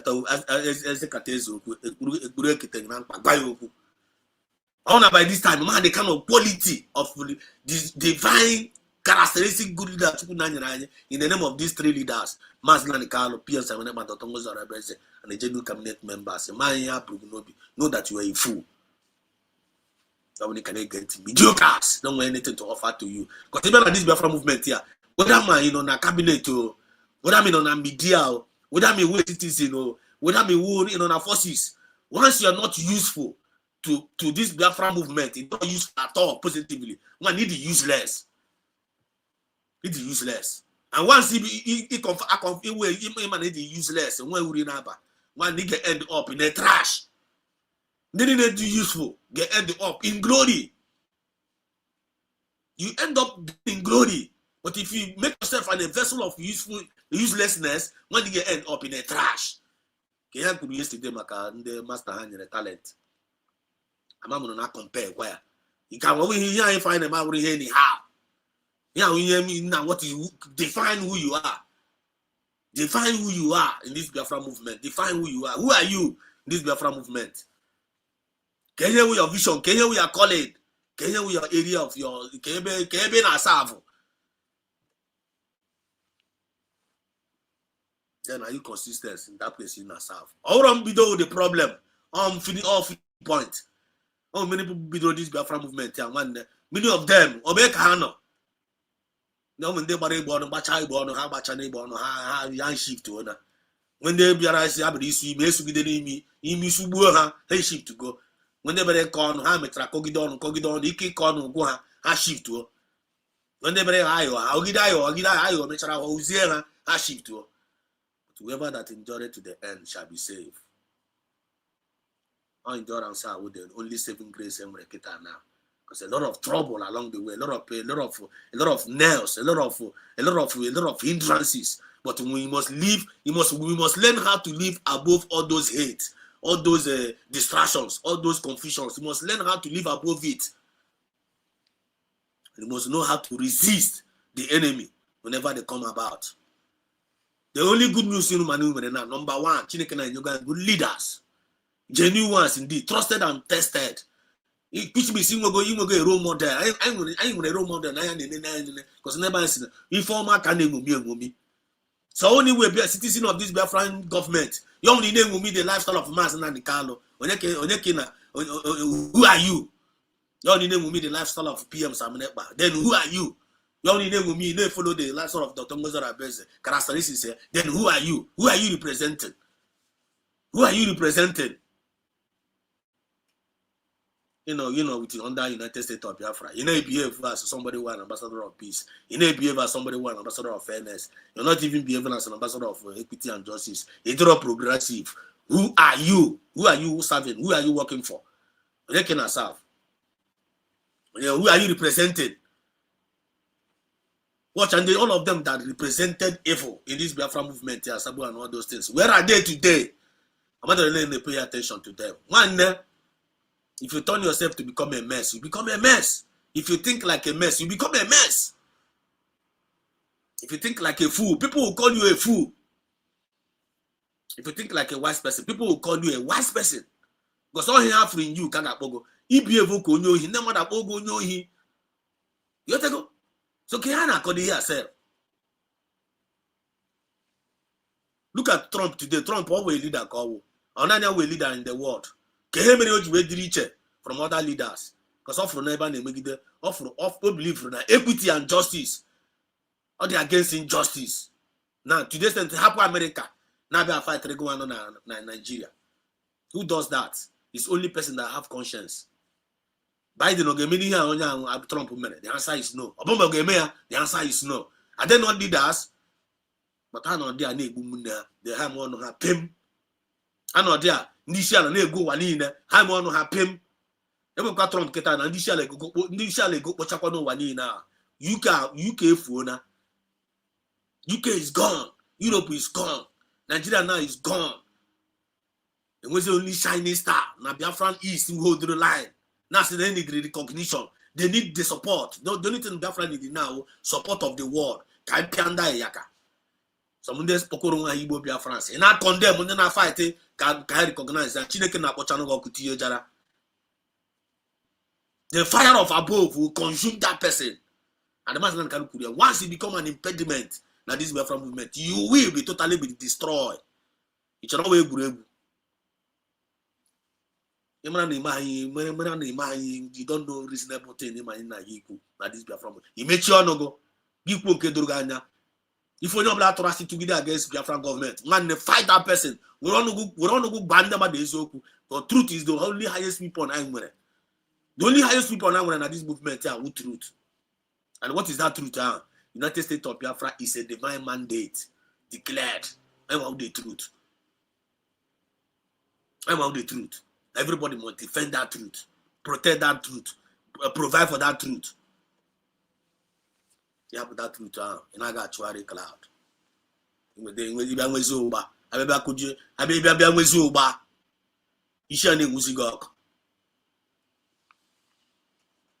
Let's continue to listen to this condition, man. You understand? It is not possible. Then, number 5, affirm the commitment of the United States to stand in solidarity with Christians and defend their right to practice their faith without fear or persecution. The Nigerian, you're going to that one. I get me near. Are they going to obey that instruction? I get me obey. But the Trump have passed that instruction. But if I pass like it and he have done noble. How do you get aware? That word there alone, not get mad. And I'm going to put her in check, in balance, and in check. And as we speak right now, some of these politicians now, a lot of them not to enter America anymore. Some of them now, as we speak now, their properties now is being hijacked. Some of them, their properties get now, they can't even take over their properties in America. I guess it's a lot of them. Because of the emergence of United States of Biafra. Because of the spirit our leaders possess. One, the God of heaven, which is the God of justice, had to go down. Had to go down. I don't know if you know Trump. And the Trump one is on that one. Chineke na pia utalemo nke ya. Ogote no dey me. The first one about Roses Resus. Chineke na wuro tale papia there. Because they will send out the first one. Go and save my people. Yeah, this is distracted. Yeah, they distracted. Okay, for the two people that papia in office after 4 term. Vice term. Yeah, papia there. Biden na go kumeri ya. The same thing otan Chineke na we na atanya afo. And let anya happy ya. Ya wuro mo fula na anyu anya akwo. Ana anyu amamni n'elu isi. Wuro mo fula na napo power. Napo resources because of our foolishness. Then why can't we learn? Why some people are not learning? But thank God, children of light, they know about it. You can't convince them, you can't confuse them, you can't distract them, you can't get them out of the track. The more in a course the neighbor, the more Hannah did gingered. The more in the make the more spirit Hannah did more high. Because so they know where they are going, they know where they are coming from, and they know where they are going. And Mahabadu Bedia, they don't go rest.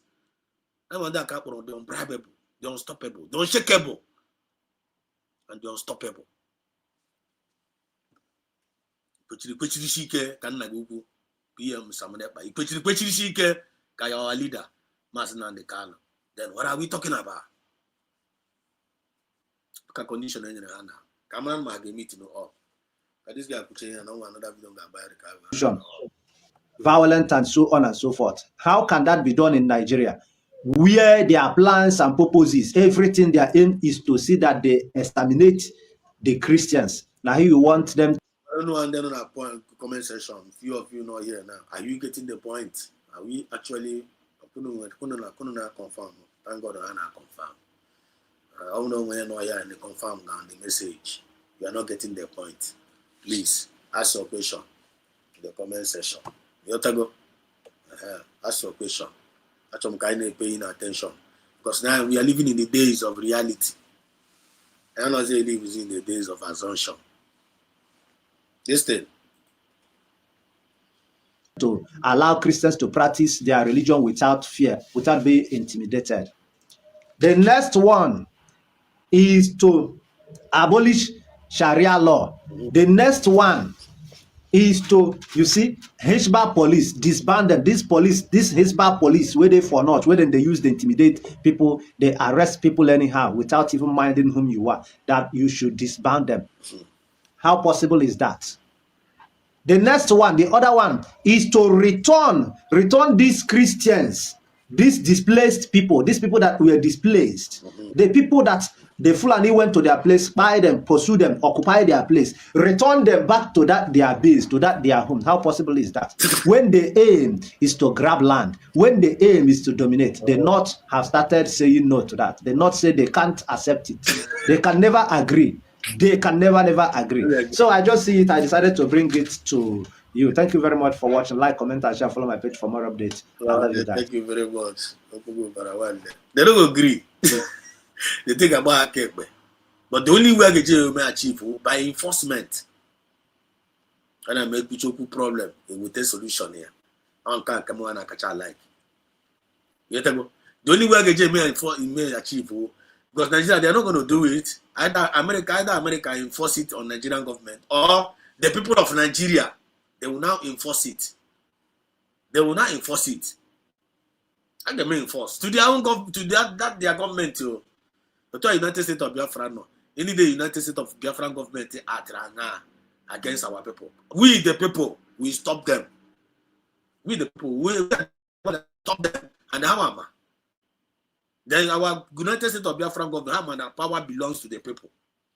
They know it very, very well. That's why they are careful.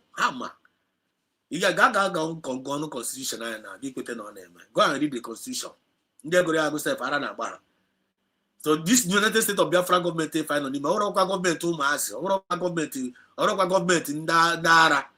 When Ishi got Pakagono, you got before Ishi got Pakagono, government of United States of Biafra government in Dara. I can scrutinize a lot of things. But Biafra got fully activated in our homeland. One, I can make my DNA. Come on, and much of Rafulani. A lot of things got involved. We'll be in the mother for. Then after this Biafra, no we hear my no we hear Gidi. If you have Biafra movement as a Gidi, man, you're Oroga Gidi. If you don't know more, you're Oroga more. That is what is on your Gaworogo. If you don't know where Guruki, you're Orage Guregu. Our people must learn. So, Kaisina, thank you, my brother, and my message giver. I'm a game in here. Either the American government enforce it, or we, the people, will enforce it. And United States of Biafra, we are enforcing it in our land. You get Bubatran Sharia now, Biafran land now. Again, me. Biafran land I cannot accept Sharia law. And I call. And I am a Muslim. But to have a Konabi, if you wear, I get different, I get Buburagi back. Can't for sure. I get religious freedom. Now Biafran land, religious freedom. I get regulated religion. And when you get religion, they make it religion. And I call our laws cannot run. Biafran government law, I would the best law.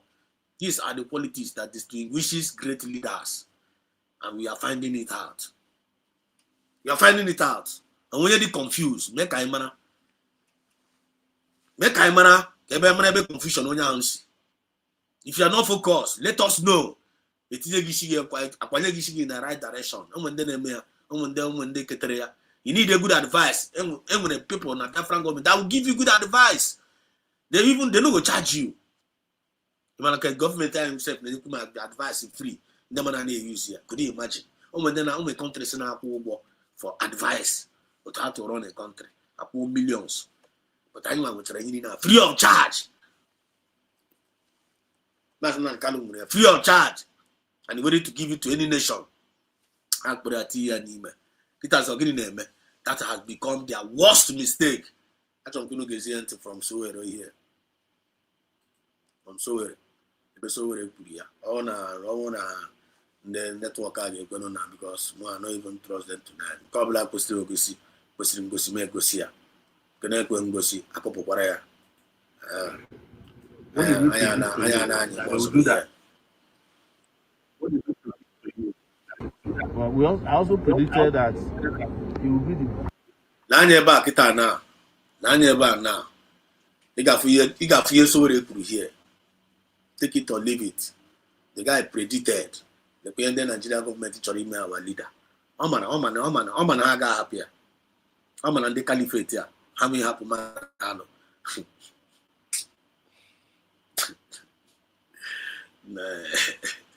The caliphate here. How many happen, man? Oman, I'll see about really good. Hammer. And then you want papa. Mama's not get Kanakanda or Chupina Jacket, Chupina wounded during mission. I'm going to jack up Tapoya there. And then when you the final say, not man. Magnan can also know. So Maznan Kalu, Nefla, now I'm going to go to Maznan Kalu Tipera. So to has a tip as Maznan Kalu. What is the problem on the flan? They don't know how to do about it. Welcome Maznan Kalibu gathering hard because I'm an Abu Maznan Kalu. I'm in a very, very big mess. But how was Maznan Kala happen? It happen. What problem to them? Which means free the money for nature. Which means how much as it was you, Maznan Kala was much as it was on your here. The thing they would tell her, how they mean and how happen here. The only thing happy with divine force. Or divine force. Or people's voice. People and people that speak will go up. People now they think and all that they're against Nigerian government. Everybody have now realized the truth. Everybody now is hammering on Nigeria. Why are you still holding that man? Why are you still holding that man? That man is not a criminal. That man is not a bandit. That man is not a terrorist. Why are you holding on a freedom fighter? Hausa is speaking. Yoruba is speaking. Fulani, everybody. You're not going to be against Nigerian government. And then you're not confirm go kita na wuro Tinubu na che Nigeria. On the Fulani na che Nigeria. To power Tinubu don't have any power. When you Tinubu sign within the Fulani. I'm going to sign with them. One, I don't need anything. Just what I need is only that name, president. That name, president, go need it. If you want to wipe away in Nigeria, wipe them away. Let me just answer that name. Do your thing while I do my thing. I can't make you na Christians. I want to sign. So what do you expect Tinubu to do? I need them mad. Ya lepo anya. Because now, how do I go accountability? And I just Tinubu accountability. The Fulani, not the other side, they make damage control.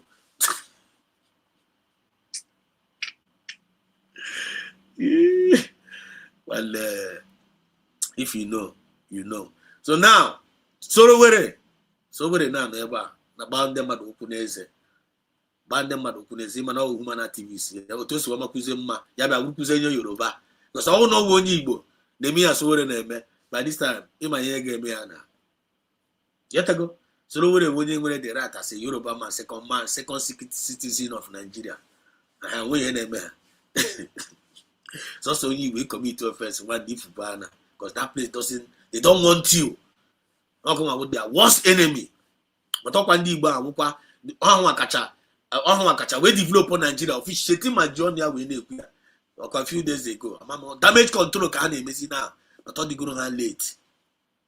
If you want to praise Igbo from now till, if you want them, if they like, let them try to praise Igbo from now till that kingdom come. Igbo man can never think back of going back to Nigeria. And I cause you there can come. I got to go stage down. When here oblaga come wa. Also happen to anywhere and when we cannot go back to Nigeria. Come on, Nigeria will come to us. Nigeria government can make a busy to us. And when you will go back to Nigeria, it's like I want busy to us. And now I'm busy now next for a berry. From us. The same thing I'm Joseph, Nigeria again, I get me Chakwabia, kpọgara Biafra isi a ga-akpọrọ anyị isi ala na-achọ ka akpọrọ ha ga-akpọrọ anyị data isi ala ahụ because anyị nwa the rightful people are disposed kpọrọ data isi ala ọ bụrụ anyị nwa ụmụ ife ịkpọrọ darkness isi ala of our dead body Chukwu Okabia ise look at what Sowore said here. Why couldn't they pay attention? What did we predict to you? That they will do that. Well, I also predicted that it will be the greatest mistake of their life. And now, the people we asked to protest to prevent Nnamdi Kanu from going to jail are all rushing to Sokoto. I want his family members to give me... Get on to from the top again, or pay attention. What did we predict to you? That they will do that. Well, it will be the greatest mistake of their life. No matter what predict here. Now man, actually members Nnamdi Kanu lie to forever and ever.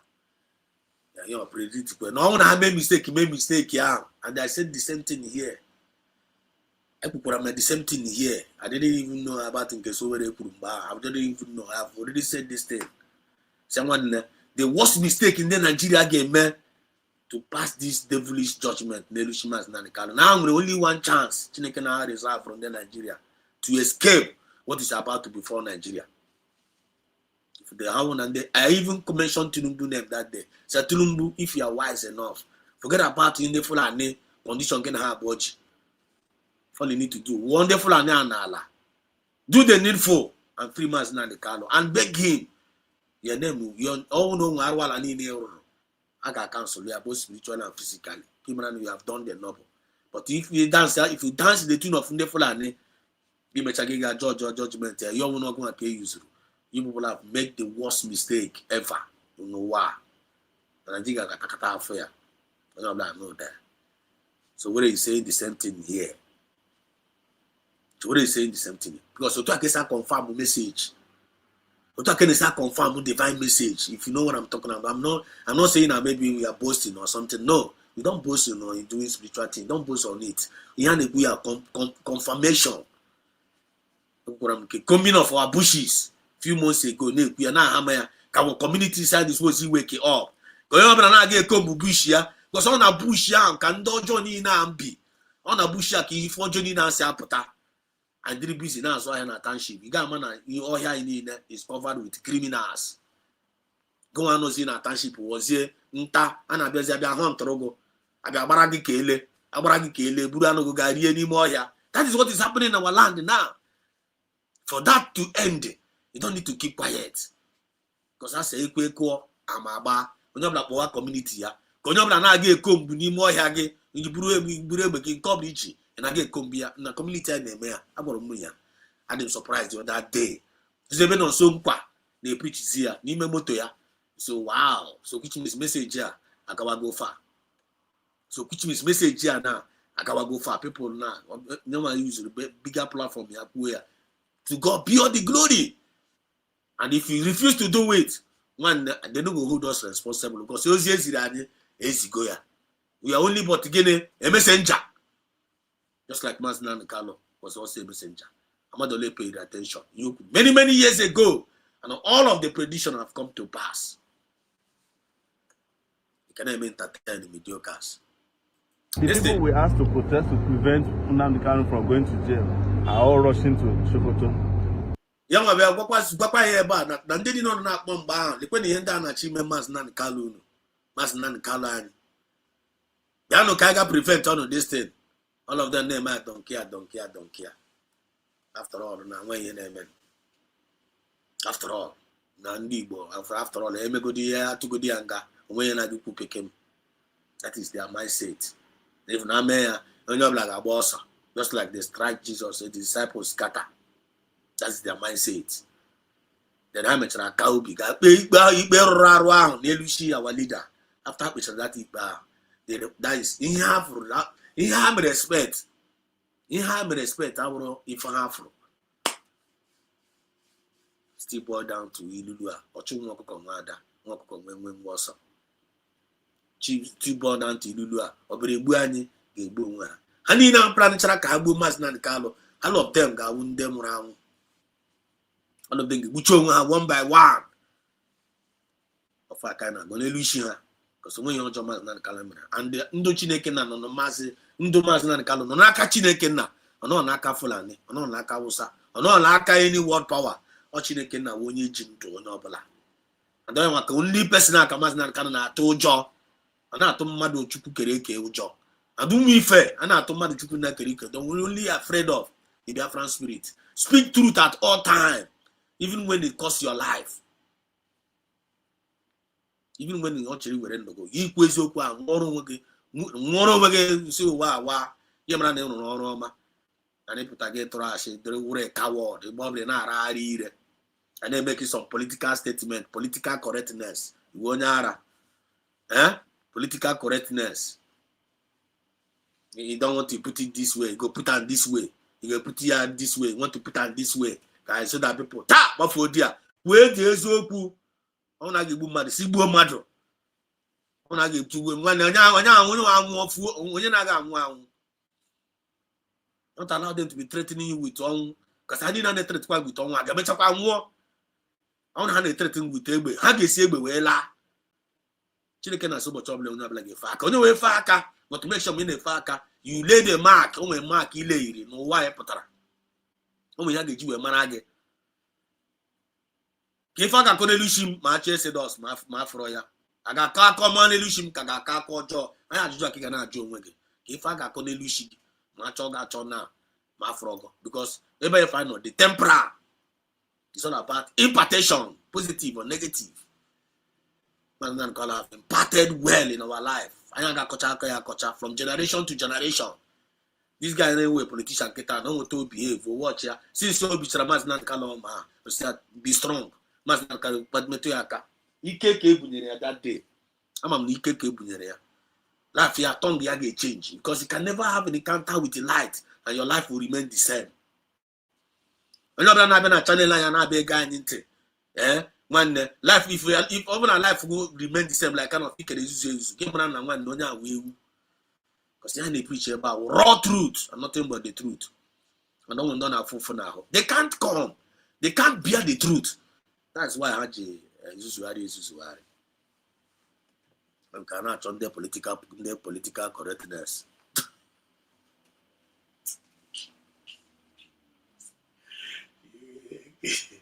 Their political correctness.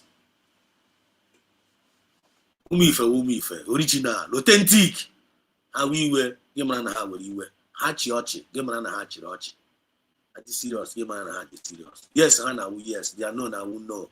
Ana ararire ane ma agbo pu ha garachara umi fa na ma agbo ni mo ya kpum apụta na ajụ onye na-egbu nwanne igbo kpum pụta ni mo ya anyị ga-nwudete gị sigi na nwanne ọgụ agburu kpum a na ọgụ onye gburu dis kpum apụta na na-abịa ajụ onye gburu anyị were akụkpukwa gị n'ime ọnụ gbakwa ndị mmadụ na ọgụ agburu da kpum a ndị mmadụ amata ya. That's how we disband them with the truth. Ọ bụ ebe anyị na-atụ ụjọ. Listen to him. Also that na one the governor say na agwa kitas after that judgment ya. Ani na run zi haters skater.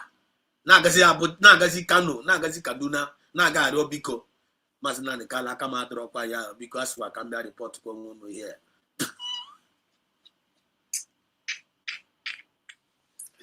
Akama de kwa ya. Aso we can be report ko no because don't allow anybody to hurt me. Now, man, the quick way you a role. I need an agazina game with damage control. So, you must man can equal child in a Ghana. Use Pabuzoma Chineken on top of it. Diego Gozi. Because for you to come and convince him, you can't convince him. Okay, for your Maswell who the other day. That man, John Maswell, now Masnan Kalwana, Ote Factory and Ghana, the Munike consider political solution. That's why we say never or say no because us say no. Na mazi somebody mana code their account. I want to find again. Mazi somebody mazi na kala na code their account. Political gain. Us na mazi na mbao. Mazi na us na mazi kalo. You call that no us no lega no ge legi. No lega no ge legi self no go odigi kagi biala. Yaka kona side down. Na mazi kala cross no one no we us na mazi na kalo uze Roma never de anya. I'm in the money name express. So go for code up. Wow, talk with me. Okay, that FK. Okay, me. Okay, me that kind of mess up. That the man we a man of integrity. No football. Na sisi oji na man of football nye dikata man. But I na papa nyanya.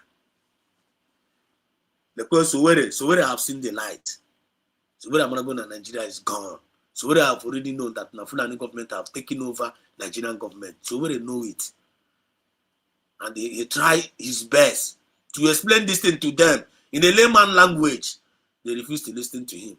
Now, so where they will go through to Nigeria no. Because all the flows in the principle of mass and which is the truth to Enaga. Because watch you on the preach here. I warn them. Don't do this mistake.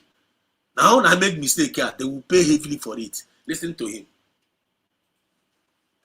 I want his family members to give me the right to admit people to see him so that I can be screening them. And I'll tell you the day the judge who sentenced him is going to go to Sokoto. He's going to go beg like Fela was begged in Bama. Okay, I know another prediction. Now the same judge and sent to Pramas Nandikalo. No get me chak baraka wa Sokoto. Then I got Robiko. Nemana no eba nebe. Emas Nandikali sent to Sokoto. We are Nandikali sent to Sokoto. We are Nandikali sent to Sokoto. We are going to die. We are going to die. Ichena kina ndango. Ndane eba kwa. Why must Nandikali sent to Sokoto? Mama wana modendo. Chekwana kina haboko. They are the enemies of this freedom. Manamana new competitors of freedom fighters. Know them. Try to know them. Find them out. Aguchani moya boom. Apatasa na join ego. Cheko ine eba akwa. Na the leader again on Sokoto. Na ne eba akwa. A military advocate. But okonye okwa the same person the journey na akpo the disciples ya ndị ogbu orobara. Somebody they bring akwa in the morning. Now somebody they bring akwa in the morning in the evening. But in the morning ya oji ya oji na eba akwa in the night. When I work in the morning that na the disciples of Onya eji opowega Sokoto no wunde ogbu orobara. And the chief commander ya indeed. Then inuze na oga onya no no si opowega Sokoto yipụta na ebezi akwa.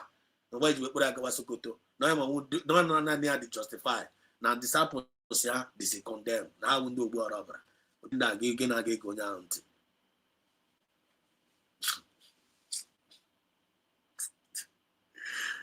Onye okuchi okwu sef gị bewa akwa.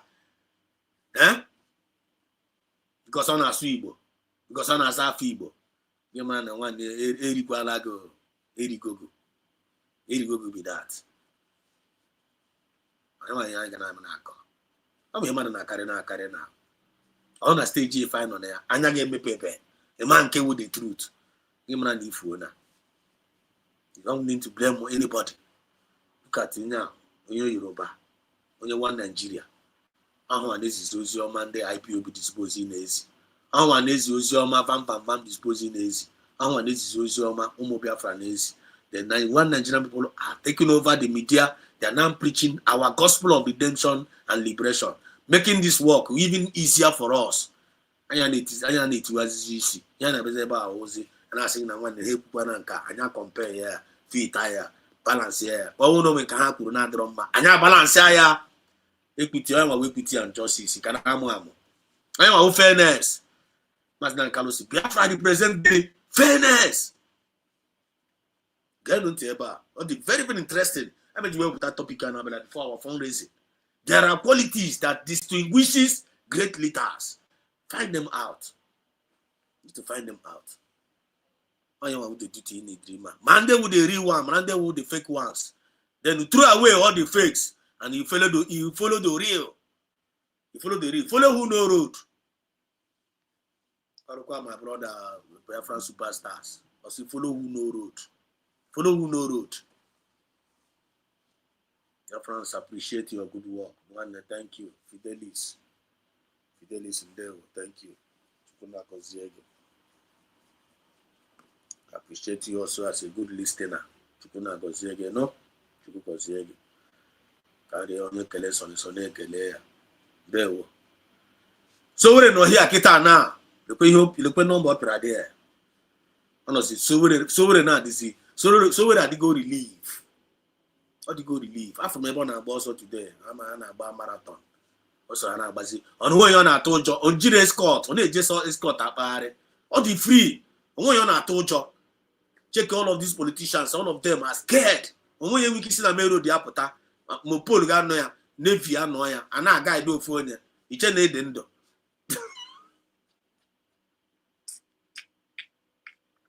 Upon all their millions, billions, and had not secured, had they afraid.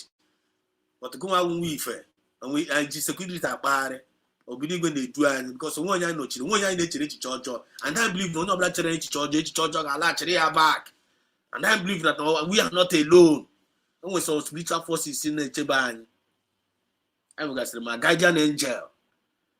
No weapon fashioned against us shall prosper, and any tongue that rises against us shall be condemned. We are not children, I may say discovering no children. I bet check on your time again. I have Pogono. Good on him. Listen. Prison for doing what is wrong, if he has not done that already. But if he wants to go, tell him to contact me. I will arrange a safe passage to Sokoto. This was the worst thing they could have done to them. When they were taking him to Sokoto, they thought they would ridicule him. He would be, when he goes to Sokoto, he has turned Sokoto to another Mecca. Yes, that's what we predicted. You know, they don't have sense because they don't have people who can reason in government. And now, look at where we are. You jailed Nnamdi Kanu. Nnamdi Kanu is already a celebrity in prison. They said he has already become the president of the prison, but I doubt that is what Nnamdi Kanu wanted. But it must have been conferred on him just by respect, you know. So very soon, you will see that they will, on their own, reverse the most fundamental mistake they ever made regarding Nnamdi Kanu. You can quote me on that. Okay, now look here. That's the very soon. I need to go on also. Nina Garaga, Maram Karobi, Lechan Weaver. Lechan Weaver. It's in a game my bomb. No way we family again. Children of light from the rising sun. Hi, children can. You know, I again my bomb. Children of light from the rising sun, nature get gender. Can I give you my bomb? Children of light, nature get peace. You get an me bomb. Children of light, nature get progress. Get your stop. Who does that? It's only a fool. Nigerian government have made themselves the highest fool out of themselves because of their spirit of greediness, or spirit of their bitterness, hatred. I'm going to be born. Even the Biafrans know. They have made a lot of mistake, and they continue to make until their total destruction. Just like Vam did his own mistake. Even at Dr. Musa Rabez. And actually, happened Wanya, can we Wanya Merono? Wanya Merono. Wanya is only fighting for good governance. I'll for integrity people can have on corner. Unua, we don't know be well known at the movement. And you don't know be there, men who know about Kriala. Anna Cheba, I bag and maybe Biafra, and I Bansama. Anna Cheba and maybe Biafra, or hey Biafra, or hey Biafra, and I to account. Anna Cheba and maybe Biafra, or hey Biafra, or hey Biafra. One west side the bag and I can have Kuchi.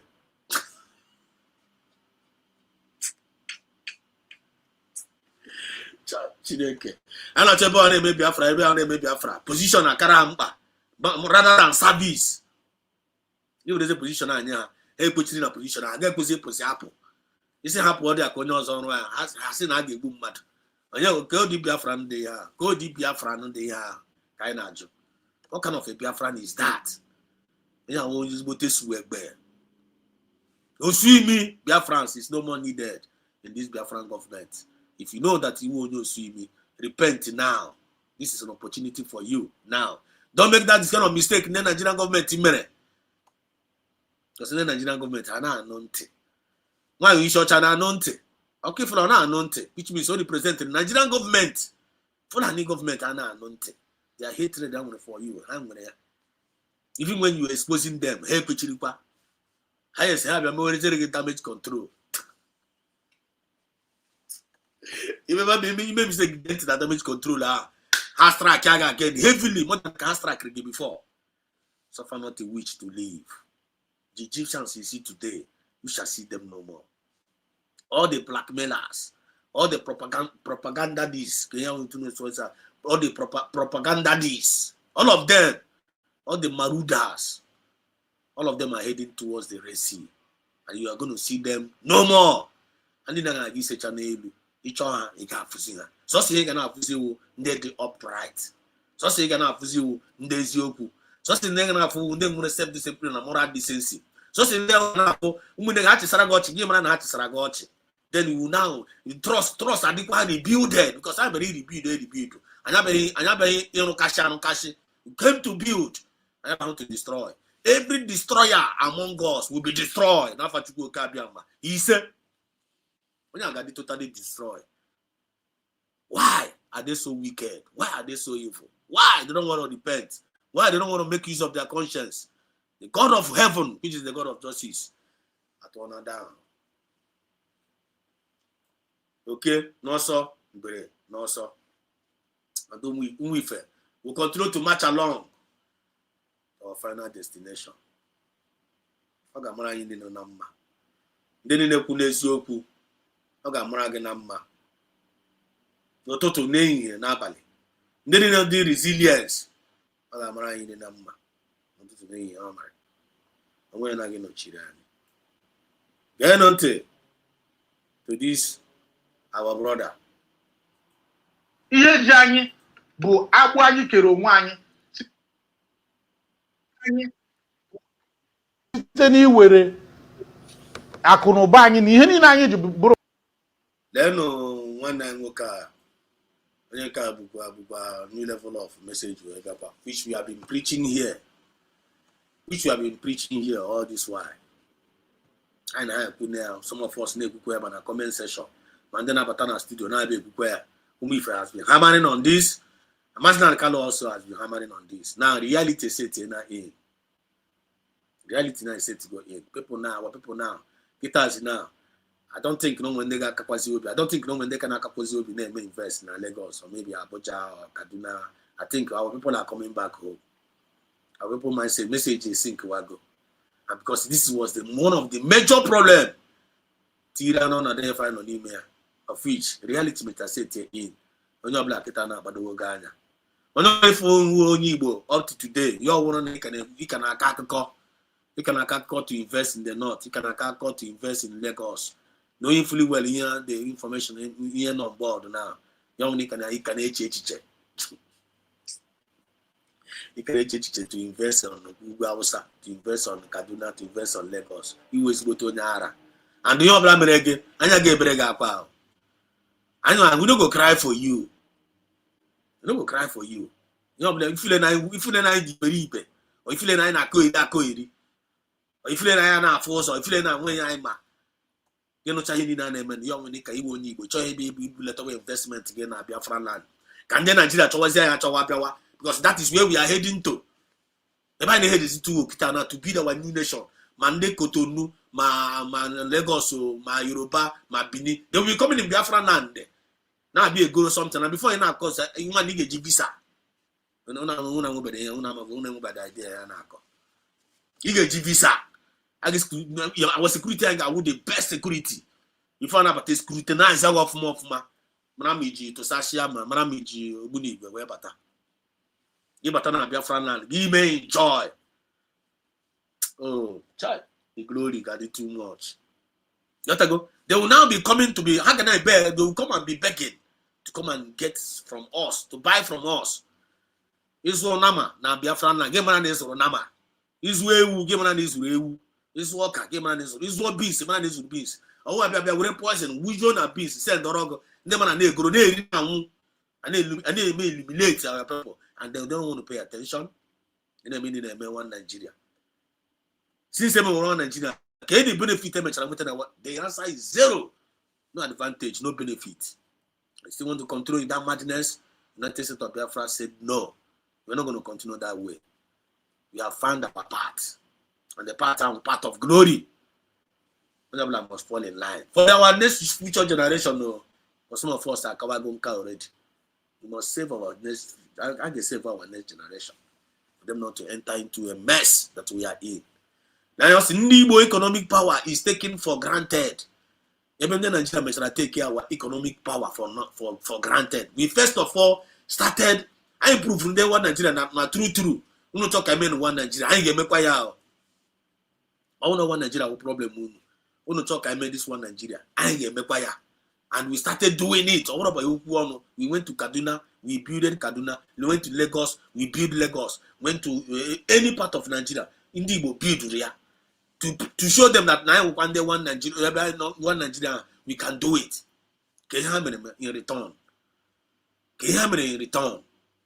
When you Yoruba no pick him now in Igbo land, nothing. When you invest, nothing. I want to get me invest. After we are now be preach one Nigeria. Whereas they are not practicing that one Nigeria. So Sunday Igbo, when they practicing the one Nigeria, and when Igbo war hanana, then you will Igbo. It's all him here. Listen to this, our brother. Ihe ji anyị bụ agbụ anyị kere onwe anyị site n'iwere akụ na ụba anyị na ihe niile anyị ji bụrụ mmadụ wee tinye na ihe ebe na-abụ ha n'Igbo, Lagos, Kano, ebe ọ bụla ị gara akụ na ụba ndị Igbo dị ebe ahụ. Anyị ga-amalite tata isi biko ka anyị zi na-ewe akụ na ụba anyị ụnọ asị m ga-emene odogwu n'ebe ị nọ, kama biko ọ bụrụ na ị ga-amalite tata ka enye ihe dịka afọ ise na iburu biznes ya ahụ bụrụ dị headquarter bugara n'Igbo. Ọ bụrụ na imesịa ya afọ ise ndị Igbo mee ya dịka nzukọ ekwu ya na town union kwuo ya n'ọma ahịa ka anyị kwekọrịtanụ. Ọ bụghị nke gọọmenti bịa rụọ ahịa maka nke ndị Ebonyi steeti rụrụ Kano ebe ahụ oke na ngwere wee juru ebe ahụ maka na gịnị na ebuliri ọnụ ya. Ndị Igbo ga-eji nwa aka ha rụọ ahịa na ha fụ ana na Igbo. Enwere nke mmara na-arụ na Oraifite kịta ha ji aka ha na-arụ ya. Ọ bụrụ na unu ga-agba mbọ jiri aka unu gaa rụọ ya bunata aka unu ụlọ afọ ise na afọ iri na-abịa abịa enwekwuru onye nyere unu ụdị nsogbu a ga-ayọ anyị ayọ. A ga-ayọ na anyị buru akụrụngwa bukwute ha na be ha ọ na-emere gị ya nga na-eme eto o si dị ha mma. Ọ bụrụ na anyị bune ya na be anyị ha ga-ayọ anyị biko ndị gọvanọ ọ bụrụ anyị nwa ji aka anyị na-ahọpụta ndị na-achị anyị. Ọ bụzi kịta a na-asị na Abuja si n'ebe ọbụla na-akpọpụta ndị na-achị anyị. Mana o ruo mgbe ahụ nke izizi bụ na anyị ga-amata na anya na-ene anyị n'ezi adịghị mma site n'iwe na akụ na ụba anyị n'ụlọ. Onye wetara ya na 1 naira na ndị chenu ka ọ ga-adị na ndị Igbo buru ọkara akụ na ụba ha kịta bụ n'ala Igbo. Onye ọbụla chenu ka ọ ga-adị na a ga-anyụ anyị biko. Ewetara ya na sị na darụ 1 million na Sokoto na ọ darụ 50,000 na Kano na ọ darụ 10,000 na Lagos steeti. Isi ha mba kamakwa nke ahụ dị n'Enugu, Abia, Imo, nke ahụ dị na Ebonyi steeti, nke ahụ dị na Anambra steeti ga-agori ebe ahụ wee na-eghe akụ na ụba gị ụlọ. Na ọbara mgbanye elu na-egbu nwoke bụ ihe o nwere naanị iyi. Enwere etu ihe mberede si dakwụsị ihe o nwere kpatara akwụkwọ nsọ ji isi na ebe akụ na ụba onye dị ka obi ya dị. Ya bụ na vidiyo a bụ ịgwa anyị biko ka anyị bido kwadowe na mba niile a na-aba dị ihe a niile a na-ekwu enweghị nke ga-amịta mkpụrụ. So far na akụ na ụba ndị Igbo dị na mba. Ọ bụrụ na ihe ọ bụla iji bụrụ mmadụ dị n'ezi mba kpana ndị obeghị ka akpana ndị beghị eruoba ha ga-ata aja ka every time ị na-ezinara ha ego. Izi na-akata gị ojikwa esikwana na bank kpochie ego izi na ka ọnụ na-afụnụbeghị na mgbe unu amaha mgbe enwere 20 pounds. Chedu ka afọ na-abịa rute ka anyị mara ihe tax anyị mara ebe asụrụ dewere ọnụ n'ihe gbasara tax anyị okwu maka ya mere biko ana m asị ndị Igbo na ihe anyị ga-ejigoro zọpụta onwe anyị bụ biko ka anyị bi. Now when people awake will go up, I've been very, very happy. I've been very, very excited. What is happening? Message is sinking. It's sinking. People are waking up. People are waking up. People are actually waking up. What was 99 is Mozoma is going viral. Everybody is now talking. Everybody is now reacting. So you guys in now ife. You guys want in now force. Even in the nine of goes up before what goes on now. Then TK na no wa ife. Ndobi eku. Clap hand for Benigwe. The other go. Mazinan Kalu, you have nobody. Everybody have run away from you. The people that you are fighting for, everybody have deserted you. Why can't you give up the agitation? Mazinan Kalu said, I don't care whether people like me or not, whether they appreciate me or not. One thing I'm sure that now here for me to give them freedom, and I will fight to the end. Ono chori igbu bian bia gbo onu. Onwe ya kendo ya no. Na ụmụnne ya ga-enwere onwe ya. Kendo ya ga no. Ka ya ga-agba ndị 28 men na agba na compound ya. Ka ya ga-agba ma papa ya na mama ya nwụrụ maka destin. Ka ya ga-agba maka 5 million Biafrans. Na das mine na ginye molo na Dubai. Ina ginye nke ina ginye ma Oyiwell is really going to bring back the life of millions of Biafrans? The answer is no. Some people are well future you need now. Forget all these things. And they read their souls to vanity upon vanity. Manumi ife. I'm no ganya kazu. Amana Chineke na do fana aga. And nothing is going to stop them. Grace upon grace, wisdom upon wisdom, from glory to glory, they will continue to grow. Kingdom of God here on earth, our for Umuokoko, all from them when self-discipline and moral decency. In every angle of living with again and serve. Get on to this message again. When you're about to get on to this message also, kind of refresh our memory. Because we need to iron sharpened iron. Iron, you know, sharpen iron ibegi. Anya wuro blunt. Anya will consuming fire. Anya we fair. Or our light negotiate light for nde kurishi. Then on our way consuming fire for nde bara at Jones. You will be at Jones. Get on this thing now again.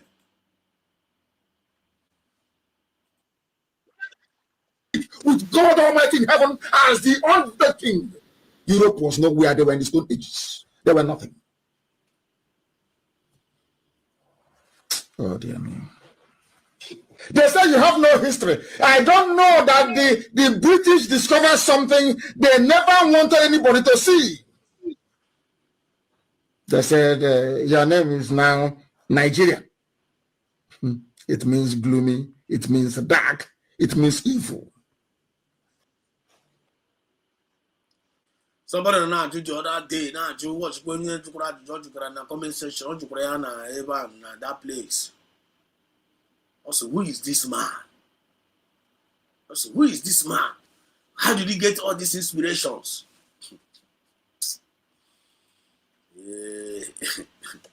Also, how did he get all this inspiration? Who is this man, Nani Carlo? And how did he get all these inspirations? There are qualities that distinguishes great leaders. You need to find out. Very, very brilliant question on your hand. Who is this man? How did he get all these inspirations? Oh, Biafra spirit in the inspiration. He did not send himself.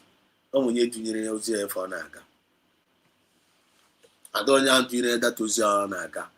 I want you that inspiration of Jina Ron Diozi. I want you to apply the wisdom of Jina Ron Diozi. That is who Maznani Carlo is to you and to us. Maznani Carlo come to teach us good governance. I'm going to in Nigeria. What good governance is all about. I know if you baka. At the end of the day, that good governance on a America good governance and a Buteze na Aso Rock al table. They pay you before and you lift Garcia ban, maybe you the Nigerian leaders here. If they fail to do it, America will close their ties. Maybe na Trump, na regime Trump, and when Amazon na get by their nest. But na regime Kagoti. America that patchy their ties. The Nigerian government put on them. I'll go no 1 year, 2 years. Trump on no before ya one was on chair. At least in the Nigeria, the one Nigeria a test the one about good leadership. But now we're talking one Nigeria as in the there for the betterment of one Nigeria. But Nigeria can never be better again because they can never play to the declare. That rules again many. Because that wave. I represent the demon. Whereas the Biafran government represent the angels.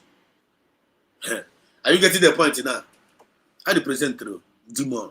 Biafra movement represent the most. So you na basically now war against light over darkness. When you give me so only man na light, he won't Moses. The man na darkness, he will demon. Then na na shi that job more. When you be na to ashi na this Biafra movement here, we are job more na bare. When you blah blah your job na this Biafra movement here, we are more job na bare. When you na darkness or na light. So check them out. Check them out. Check them out. When you put yourself, check them out. But I'm okay. There are qualities that distinguishes great leaders. You need to find out. Are you now finding out? Open up find go out now. What separates here different from Martin and Carlos Samanepa, but almost to the rest of other leaders. When I discover go here. Again, when you leader don't know why you compare here. Our three leaders.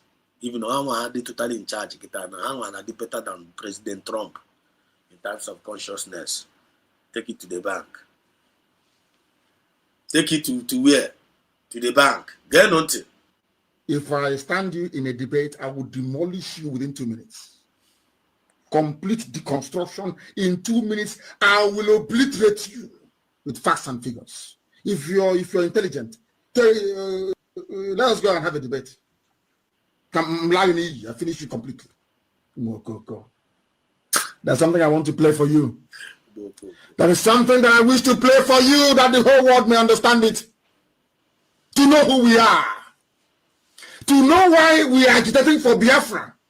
To tell the so-called misguided, foolish elders that cannot see, yes, they are not learned, to let them understand why we do what we do. Yes. They know nothing.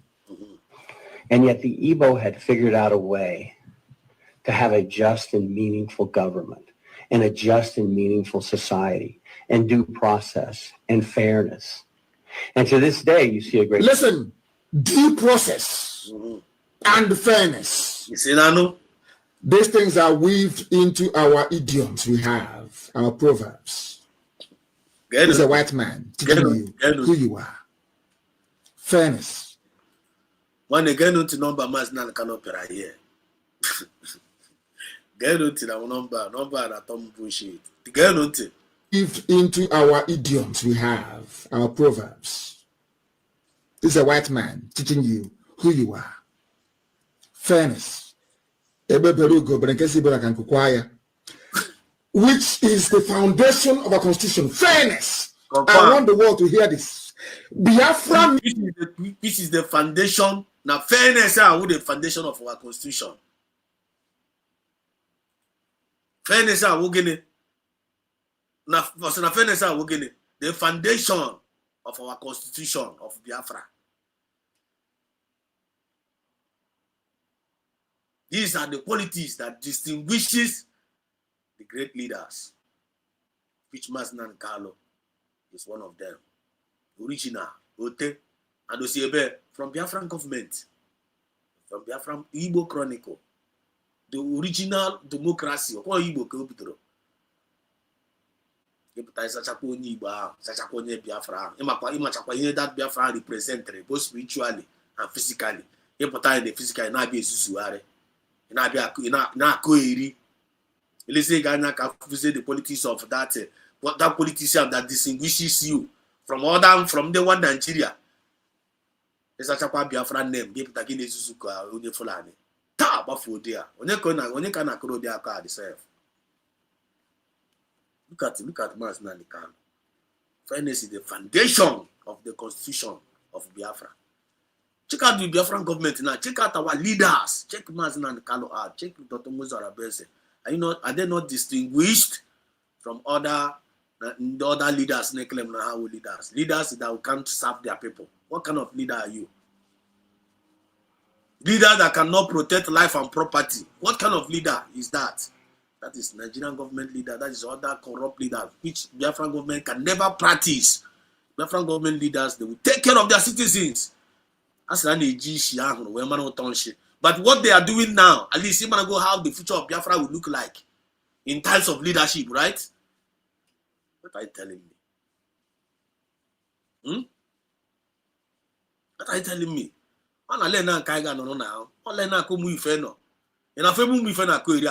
The answer is no. And if you misbehave in a movement, the answer is no. Under they create unnecessary group, unnecessary cabals, unnecessary mushroom. Amami ha they create yare. Amami ha they create yare. Ebe mechara buru so agbaru ya n'ishi, mechara with government. And the government is the end point of every Biafra agitation. There's nothing like groups anymore. There's nothing like IPOB in Nigeria. There's nothing like CRUC. There's nothing like Brig anymore. Everything now is under United States of Biafra. One government. People think that create unnecessary with Biafra there. It's not going to be leader. Even with the government. When they create unnecessary parallel. You tell it is smart. You are cursed with a cause. You don't even know what you are doing to yourself. Only so name that kind of thing. It's an effort to match down the color and make sure you invent. Is that what goes into their mind? Now, is that what goes into their mind? It's impossible. Their labor can never go in vain. Whatever a man sow it, that is what a man reap. Those that sow in tears, they will reap with joy. They will reap with joy.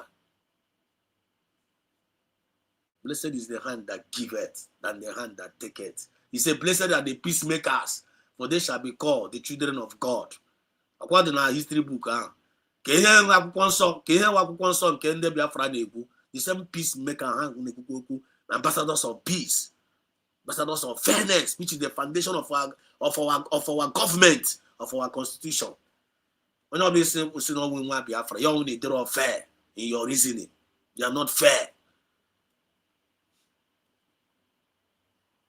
If ever you give them mad, can support on now.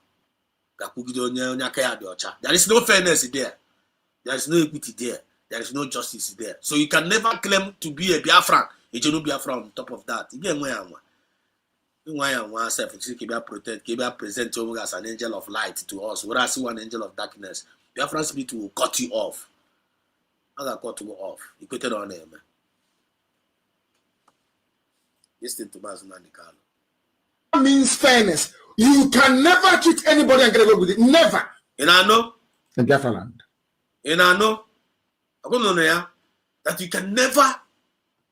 When you put that in, Mazunandikalo, you can never cheat anybody in Biafra and get away with it. It's not going to escape. For your mind, do you feel like okay, you may escape at the end of the day? The answer is no. If you are thinking that way, you are joking. You are joking. Isn't Krieg about the money? Oga boya. Iburegu mo Biafra we ladi. And I say Biafra Butega in Drega, can we protect our land? Give you the money, I get you protect our land. Give you the money, I get you protect our land. Buriaga we are bribe women on the ground. Ceasefire. Who does that? Otakasama a leader. When any good leader behave that way. And there are politics that distinguishes great leaders. You can go see by example. You must serve your people, protect your people, guard your people, give your life for your people, if possible. Band people, that is what distinguishes you from other leaders, from other bad leaders. Okay, Grace, not a leader. Burego mo Biafra go Larry Godi.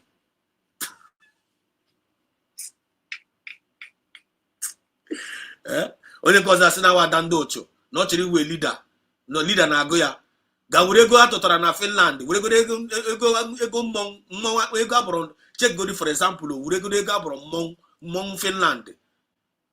The woman burego abron mong Finland. Buria la Frank ga ko na ya. That money ego mong ahụ. Maybe only member of the Noko Ezunola, one of their member. Ego ha to Taramba, Monga Fetri na Finland as no Monde Noko Ezunola, how treat the Mong. Ego Habro that day, one yahu, but Regana and Noko Ezunola. Because confirm on with Regana and Noko Ezunola. Can Noko Ezunola, what is it the money with Trebia Frank government? Did he do so? The woman called the money. Koya Kwechiri. but ọ pụta ebe ya na-abịa condemn n'ogo Dr. Ngozi Arabeze na-abịa akọta ya na-akọta wa gọọmenti onye a na-amapụgo obi. Who is going to pay attention to that onye fugoro efu and ingrate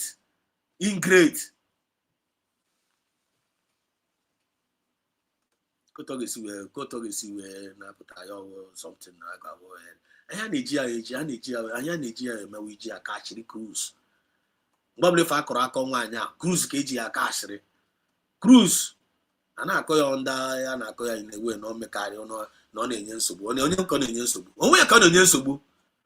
Any tongue ọbụla efu kwuru against the government will bounce back to him, even as a matter of fact ihe anyị fọ na-akọ eri is helping to help the government to grow more because ụmụ ife nọ there to debunk her 247 olesema ya fọrọ mgbe ọ tụrụ asị ha na-atụ anyị nwa nwere ọnụ anyị ji na-ekwu eziokwu abi okwu atụ asị 10 anyị ekwu eziokwu 20 okweta na ọ na-eme kịta na ọkọ si na onye nwa nọzi alone anyị ama alone na ọ nọzi alone wa o ji wee nọzi alone ọkọwa onye eziokwu ndị eziokwu a na-anọ alone Maazị na Nkalo na alone ọkọwa onye eziokwu Samonekpo na alone ọkọwa onye eziokwu ọ naghị alone people are with him mọnọ ya mọnọ ha people are with him onye eziokwu a na-anọ alone ndị mmụọ na back ya up mmadụ na back kwa ha up then ya masị na ọ na-ekwu eziokwu why is she alone onye maka unu ga-ajụ ya unu ndị na-ebe akwa okwu something na say hey okwu onye too much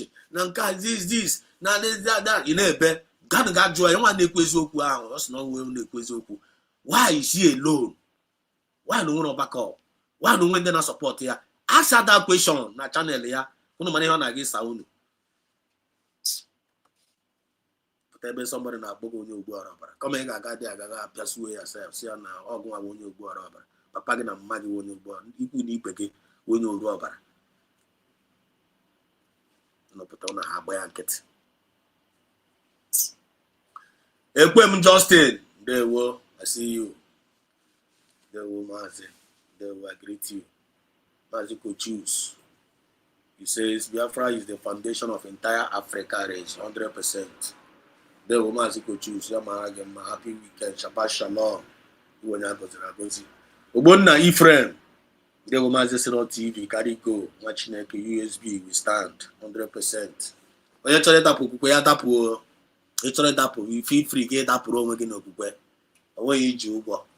Ịghọtago, ịchọrọ ịdapụrụ okwukwe dapụ, ọsọsọ gwa ma ife ịfụrụ iji wee dapụrụ onwe gị n'okwukwe. But don't come and blame us later, don't come and cry later. Ebekọrọ bịa bewe akwa later, ebe ị hapụrụ ndụ chọwa ọnwụ, ịhapụ eziokwu sowe asị, nke ahụ gwa ma ife ịfụrụ ga-ahapụzi eziokwu sowe asị. Anya bịa ụmụ ife a na-eme agbụpụ arachara isi ala that is eziokwu a pụọ. Ọnwụ na isi n'eziokwu a pụọ, ihe ga-eme gị mechie ọnụ gị, ịmara ihe gị mechie ọnụ gị.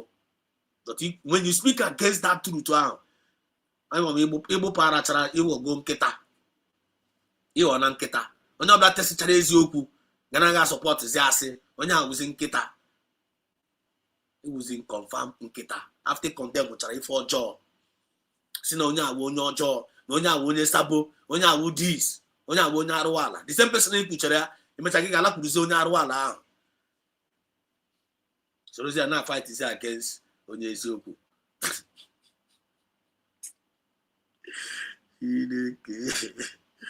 Rapụrụ m aka biko.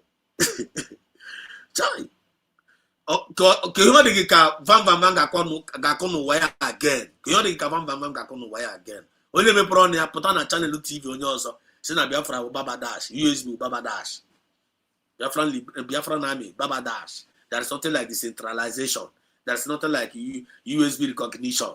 Ka ihe ọ dị gị ka ọ na gị kọ na ndụ ya again. Ka ihe ọ dị gị ka ọ na gị kọ na ndụ ya again na this Biafra movement gburugburu o kwuchana nụ na story agwụgo.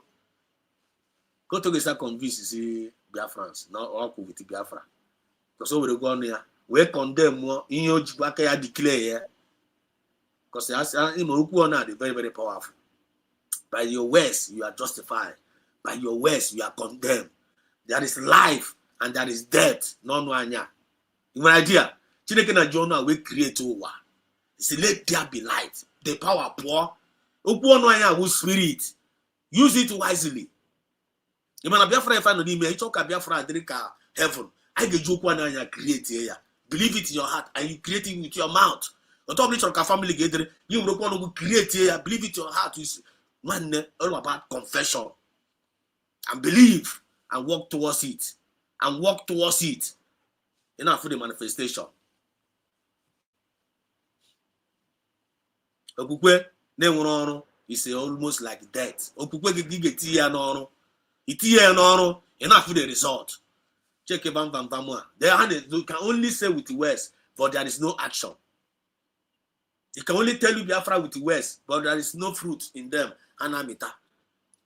It has now had to go down, had to go tired because they don't know how. Had John ha put her problem. Had John ha create her cause. But you show one again. Why you show one again to your Nelushi? When they return it back to her. I remember when I called the other day. Now I saw Rumiji Sacho. Now I saw Van. Now I saw one day. One day I saw. Now on Amazon Bahano. Now on the USB Bugaya. Now whenever you hear that kind of thing, when they send it back to Gaga, give the bomb. See one new Wonyara. You know what I'm going to hold you responsible because you are the one that poison their mind. You know what I'm Jews hold her responsible. I am when you do through her. Nkitagara tanshi is having a be real. Now, it can't happen. I am when you need to deceive her. So, how to wire Biafra, United States of Biafra cities, I am actually mad. I am actually our own weapon of warfare, the difference from their own weapon of warfare. Weapon on kind of ways yoku. Wezoku na piang talim more. David is Goliath. You come against me with a javelin and sword, but I am coming against you in the name of Chukwu Kabiama. Now today, Elijah was again. Also, now the God that answered by fire, let it be our God. You know, got to get touching a challenge. Nanda and Jesus here now among us. One day, and in the you cost them. But see, by me when I give me outside that on 2 again. One day, I know the under government get on. I know in a militant. I know in a group. I know in a militant. I know in agitation. I know in agitation. I know the 9 flows under government parastatus. That's government level. And then with the template and the mandate around here. All you need to do is to pay attention and take divine instruction from that government in the claim when they love for. Because they man they love for USB. What are you doing with USB? What are you doing with USB? You man they love for USB. What are you doing with it? Why are you a pretender? Why are you pretending that you love USB? We are so began on a USB. Ofuku go on a USB. Ofuku go on a DOS. Ofuku go on a CROC. Ofuku go on a Brigi. Iwonyara.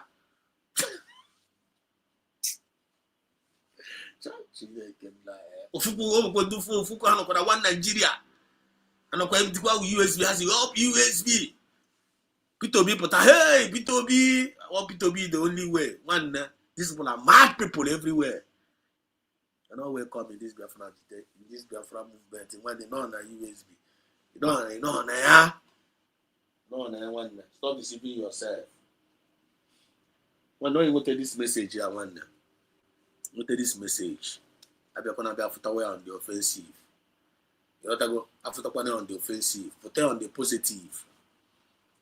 Put on the positive. You may know where both we are to target now.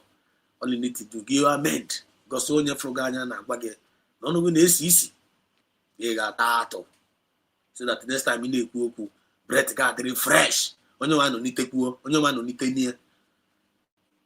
Because nobody putara na one there. If you know, you know. There are qualities that distinguishes great leaders. Mazina ne kan PM samane pa don nguzora bese. Wo chabe. Ona boko kroko. All the whole ambassadors of peace are hand on ime ha. And they have shown it. They have shown it to us. Fairness, hey show you guys. Equity, justice, hey show you guys. Progress. And with reaction we be. We, the runner up. We are the runner up. I know who the runner up. I know the runner up. In conclusion for tonight.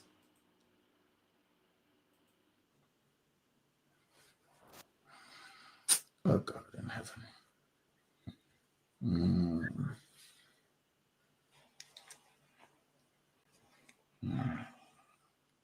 Some idiots come up and they say they're elders. They know nothing. They know nothing. They are promoting one Nigeria, bringing the curse of God upon them and on their children. They know nothing. God said you cannot go into Nigeria, you're not a Nigerian. I asked the British to come to show you who you are, that you may return to me, that I may reestablish my kingdom. Before I researched and I found it, I used to tell you that Biafra is the kingdom of heaven on this earth. I told you that before. Before I did research and I discovered it. And I've shown it to you. Actually, it's on my page. Go to scroll down, you will see it. Kingdom of Biafra. Oh. Is there written. Which means that the name couldn't have come from anywhere else. Apart from the people that they gave it to. A white man is not telling you who you are. The first organized system of government in the whole world. With fairness. Weaved into it. Fairness. Fairness. Thank you, Mazi. Thank you, our leader. Thank you, our leader. Who's your machineke? Who's your machineke? Long live Mazna de Kano. Long live you. Who's your machineke? When you're renting. Yano. When you're getting Nte. Yama getting Yano. Yano. And I'm here.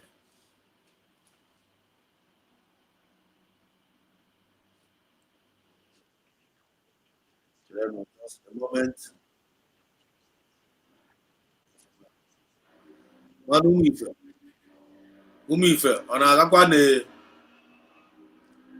lovers of freedom. I hope you guys are getting the message accurately. I hope you guys are feeling the message. I hope you guys are receiving the message in good faith. Thank you. Ikechuku said, good evening, my brother. There we Ikechuku. Good evening, my good people of USB. Keep on keeping on, man. Said, Chuku Gozie. And go if I utter the message. And I utter. And that I'm happy. I'm glad. And I utter. And I utter. Let go. United States watching it. Okay, I've already registered that one. Then I never. I not go for tonight. But before I not Chikota.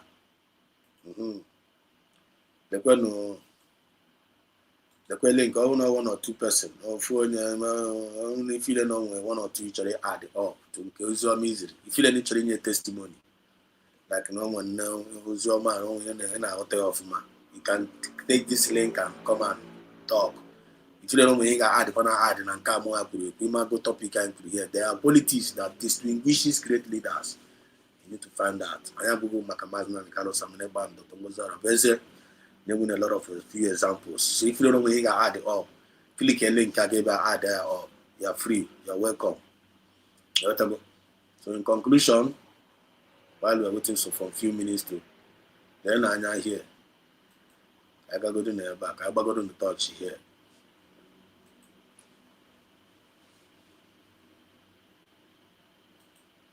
I gotta go to the touch here.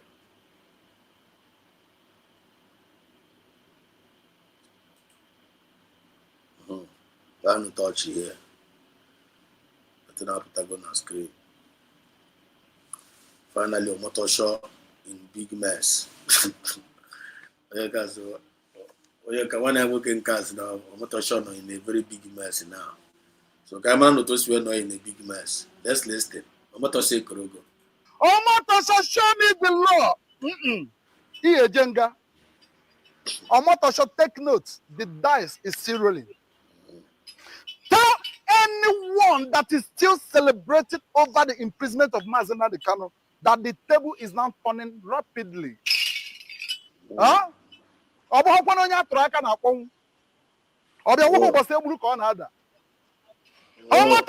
me the law. On echo. Show me the law.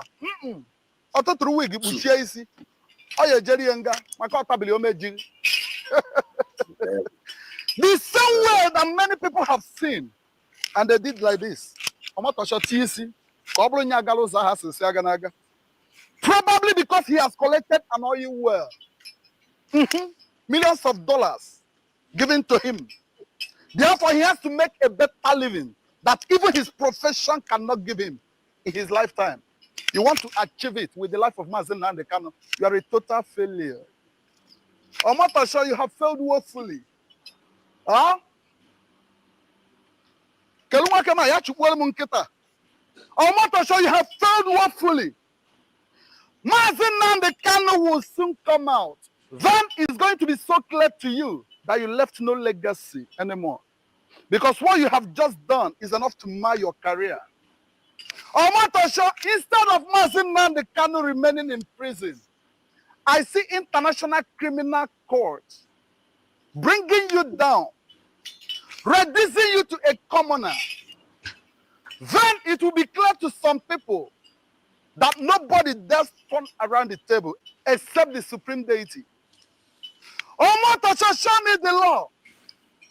Onesuhama, nenu table. If you turn it the other way around, it is enough to create enmity between Igbos and Yorubas. During the time of Awolowo, such a thing actually happened. We still endured it. It equally repeated itself again. This time, it is through Omotasho that the enmity wants to be established. I am not trying to declare that. But for you to know the length, or for you to know how it goes, I mean the gravity of the offense you committed. You are judging a man with a past law, not even written, and you think you can get away with it, Omotasho. You have rubbed a total shame upon yourself. Shame! Because he happened to be an Igbo man. Like I said before, who knows the promises you were offered? And you looked at it that the best thing to do is to dance to the tune so that you become a hero that even your profession could not give you in your lifetime. Whoever that sold his brother can never be trusted. Remember, if you people are still sticking to one Nigeria, why then would you do a thing like that? Can one mother listen na konya huena? Iwene say ya wesi ni for bobo na. No dana karanka wo mmadụ ya erie ko we wure tano. I atema na ya gbado na akpere. I see an international elevation and I equally see an international demotion. Not just that. I see Omotasho being placed where the whole world will spit at him. This AI puppy is selling out every month because kids actually think it's real, but pet stores are fighting to ban it from shelves. But I think it's better. Because when we are talking about the people that have lost it totally in this country, we cannot overlook judiciary. Maziko, choose. Judiciary has lost it. Military. Maziko, choose. Can you hear me? Yes, I can hear you, my residents. They will from my side. Happy weekend. Happy weekend, Maziko, the same to you. The same to you. The same to you. I don't know. Omotasho nobody. Yes, yeah, go share the law. No, that I'm can pull because other Anguku again. How will reform?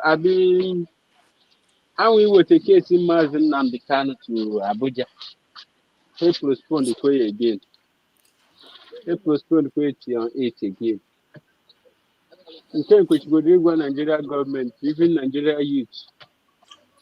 Now go on a crack because I can know some Mazen Nnamdi Kanu can be killing drugs. Other for everybody. And now. Nigeria youth Kushima, we had any progress, we had any news on Putahana. That time Kagabia will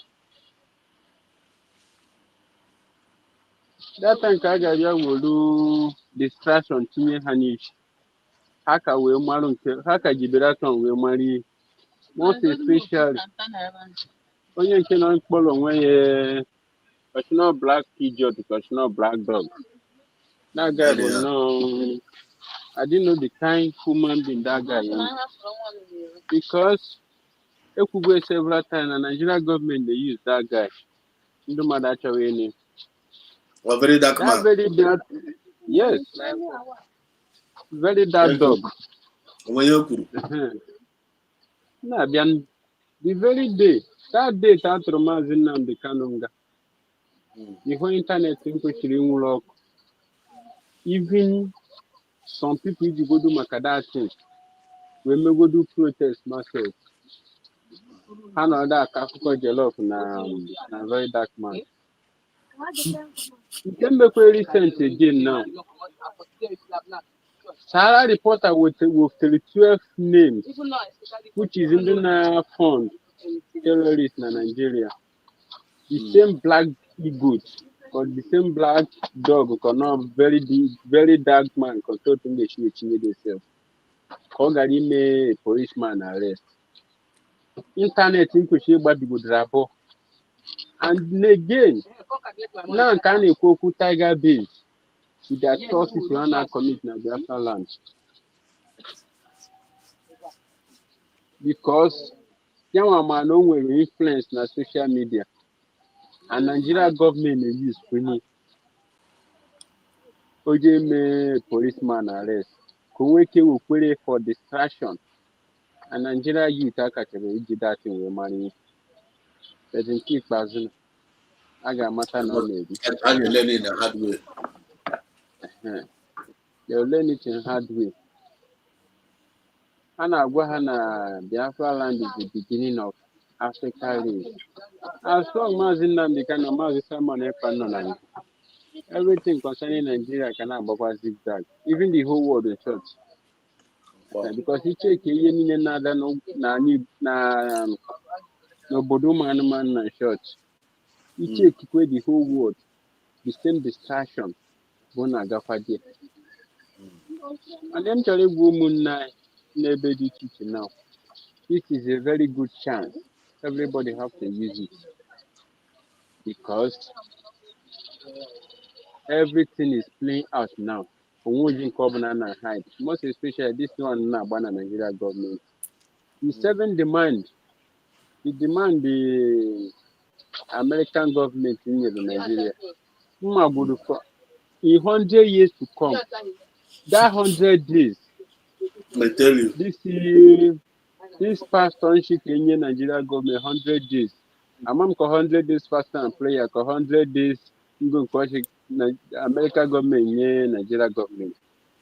Among your church 100 days when after that 100 years, master for 100 days, they can never do that demand. Number one, because do that Sharia law, they can never even try it. Even before caliphate, they will not even try it. But they should handing the heart of Pharaoh. But I had until American government are there may not even until I double check. Come to go to shop said before I believe go do say American government are signing agreement on him. Show a stamp. He send them this some self, but not just yet to have the upper pass. Come on, got us off. But I'm only one kitchen prayer issues. But na keep pass na get put in again. Mazin nam the cano to go drip. Okay, everything they mean on say we said it before going. That not get reduce Nigeria to zero. Now after go finish with Nigeria, now get man and nothing remain in Nigeria again. Now that name, now get wipe here out in a map. And it's going to that point. This show me the law that Oku sons of self, which will live the whole world. That Nigeria ain't worth anything but law. Sharia law and a kudo kill self. Boom, I can't wear anything one man. Sharia law and a lot of self. Because often Sharia law and a lot of no go and a cook yourself. A could be Bufaka than do today. And how could you be Bufaka? Even the former governor of Sokoto, intentional Elufai, because many of them, the atrocity one committee will serve Kavelu, a common personal committee. But because of name, or you want like the year, but I keep passing how you put anywhere. Mazi, God would mean first. Thank you so much. And thank you, Maziko Juice. Thank you, Maziko Juice. That was a nice one indeed. And then I put on him by force. And then Nigeria youth video on the distract. And then I got no choice there. You know, when you carry reality, reality set in. Nobody can run faster than he is our own shadow. I remember because he went there by the qualities that distinguishes our great leaders. And our great leaders, I show you guys that now one have that. I will confirm that. Starting from Odumogo Ejukwu, Dachi. Mazi Nnamdi Kanu, Dachi. PM Saminekpa, Dachi. Otongozo Arabeze, Dachi.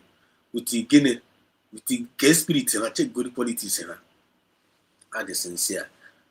Very humble, very obedient, very transparent, ready to give their life for their people. Very resolute. Happy to their better life, my glory, and but I now be speaking for the betterment of everybody. Yes, and I like here. Yes, and I support her. Yes, and I respect her. I'm telling you, I wouldn't make KJ. But thank God people are getting it. Don't judge, don't do that judgment. Don't do that judgment. No. And I a warning. Allow this man to go. This man is not a bandit. This man is not a terrorist. This man is only but a freedom fighter. Hajo. I'm out speed. I will raise script. Yeah, motor share say I got go. Motor share zero. 300 million. I got go all the thing. I'll go China now. How far?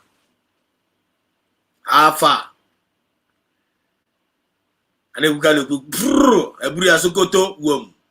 Kandi bo webe wakwa. Then we ga Sokoto. Again, we na Sokoto today. How far? Sokoto turn honor to pilgrimage. Now one the Monday governor ma onye obula na efe aga. Na aga Romas Nnamdi Kanu biko. We be afro. Kita na kwa manu kwa kepu kita na. Na chiri imekwa apiko. Na chiri bido kwa nishipo webi.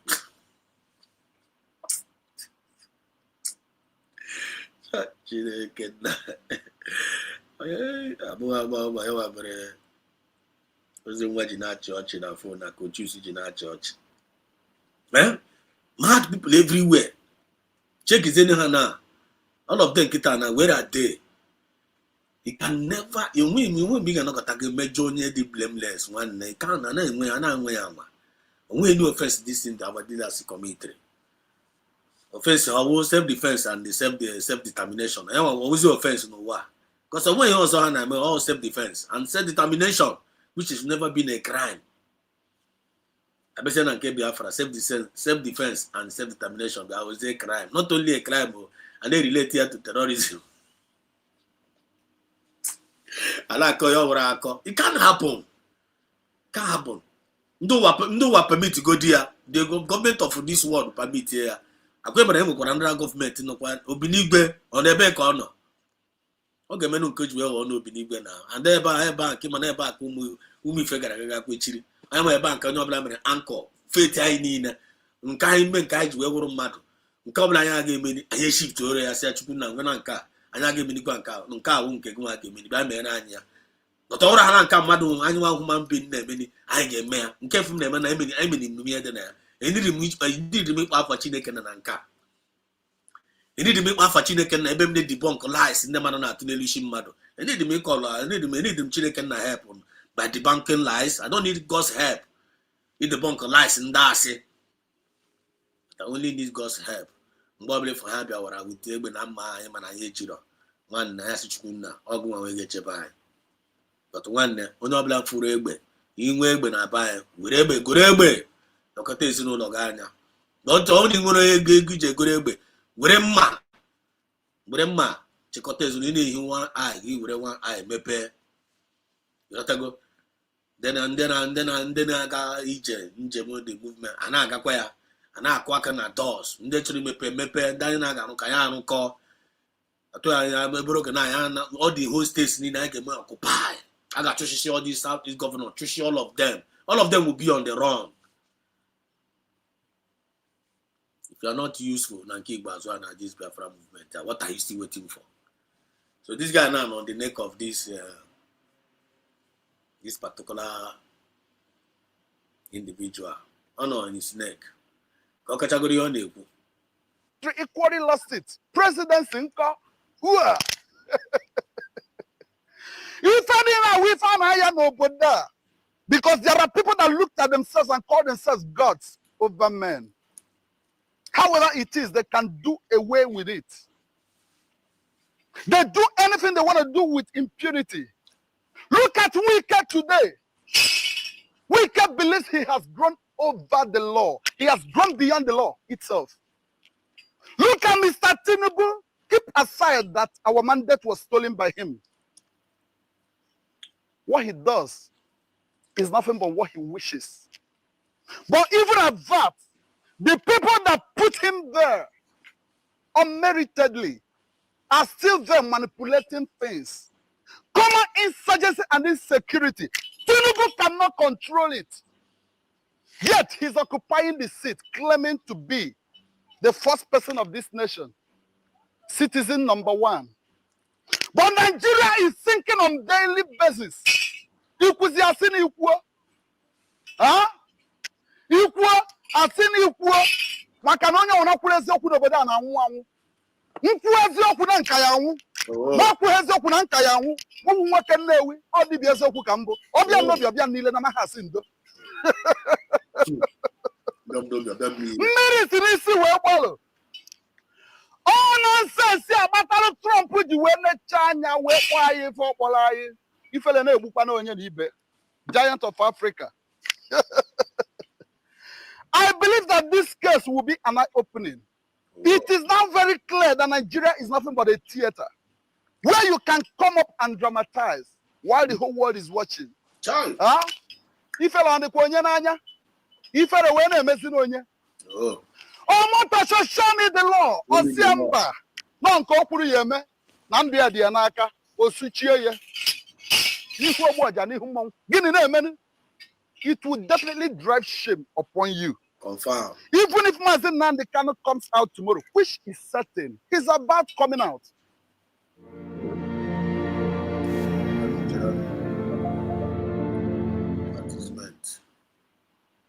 Watch out. Between now and next 2 months, Mazi Nnamdi Kanu must come out. But not just coming out, but coming out for what? Coming out to rule over you. Yes. Not just ruling over you, bringing down your legacy, which you have already abused by impunity. Many people will learn from this. Like I told you people before, if you are one of the enemies of Biafra, take notes. Biafra is not just what it is called. It is a spirit that nobody can control or quench. Yes, sir. Time is coming. The rising sun itself will emerge. Confirm. Then their inhabitants and their subjects shall sing the glory of it. Confirm. Then kings and queens shall gather to the rising of the rising sun. Confirm. What am I trying to say? Whoever that has already labeled himself enemy of Biafra, you have already placed condemnation upon yourself. Exactly. Nothing will happen to him. Yes, reason is because the spirit of Biafra is already in him. So I see him coming out. Yes. And I see the downfall of his enemies. Omotosho and Co. Confirm. Ijele.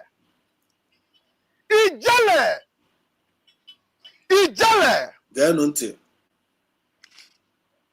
N'ihu ogbu aja n'ihu mmanwụ. Ihe ji anazele mmiri. Ise. Ọ na-ahụ n'isi na oyeme n'ọnwa. Ijele. Ana m afọ ka ị na-anakpu ana. Ana m afọ ijele ka ọ na-anakpu ana. Etu aka ọ ga-ede. As many of you that have hands, as many of you that ganged up and bore witness against him, including the ones that were used to set him up, all of you,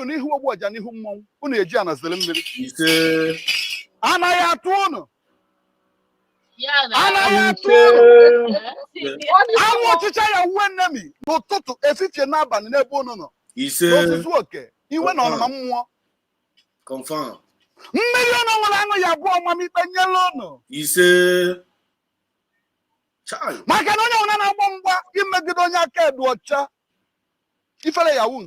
Bagam. He said,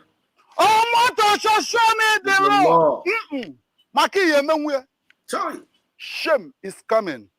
So many people will be clothed with it, and they have no option than to dance the dance of the spirit. Bagam. Thank you. Child. Uzoma Chineke. Uzoma Chineke. On a spread day. On a spread day. Ndo bi eku ego ku. Den tika no wagi ife. Ndishi. Afuago uzo. If you know, you know. And when can they confuse? When can they feel it that no, man? When I see that now, if I'll refine it, man. Because as you are moving, you are progressing. Then I never. I'm on this one.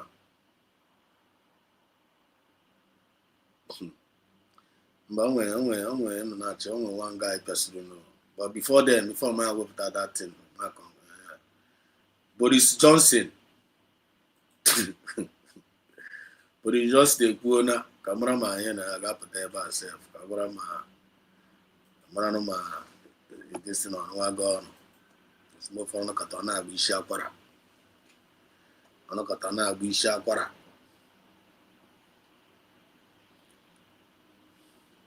Katana, be shakwara. Just a moment. Cameraman, gabata. Okay, gabata go. Aha. I don't know what go. Make click here before ne pa bata. The go to Boris Johnson. Boris Johnson man and Nigeria and Jakiri. Ama and the UK na macha Jakiri. Ama and the UK na macha kwa Jakiri. Serious in Jakiri man and the Nigeria. And they are always both take gas lining. To finish in the Nigeria. Upon the UK. In the UK theory Nigeria on the hand. Whatever lecture with our government. Lecture with our government. With the government yani. The UK lecture yaga mega with our government and if you na kan de fulani. So na de fulani ga lekota wa ndị Nigeria anya. Agaga with kwandi Igbo tinye Yoruba. We say the government nyezie ndị fulani. No one ga in charge, no one ga na emere account. After useless in Nigeria for all these decade of years. Checking Boris Johnson but another was here in 2025. Also, you are sending us oil. And the Nigerian government is sending the UK oil. They're sending the UK gas. You are sending us oil. They're sending us you are sending them gas. And also Nigerian government is sending her brilliant doctors, etc. Brilliant engineers, sportsmen, musicians, good talent in Nigeria, they shift here. And then UK or our natural oil. And then our gas. Then our best doctors. Even anyone has a Kuruhama May Road. People are now Safu, even Kita now. Ndibo, Ndebai, Nejaka, Waraka Haba plan, now get slavery, no Budon Docha. Before Ndocha na be Buranye Buru.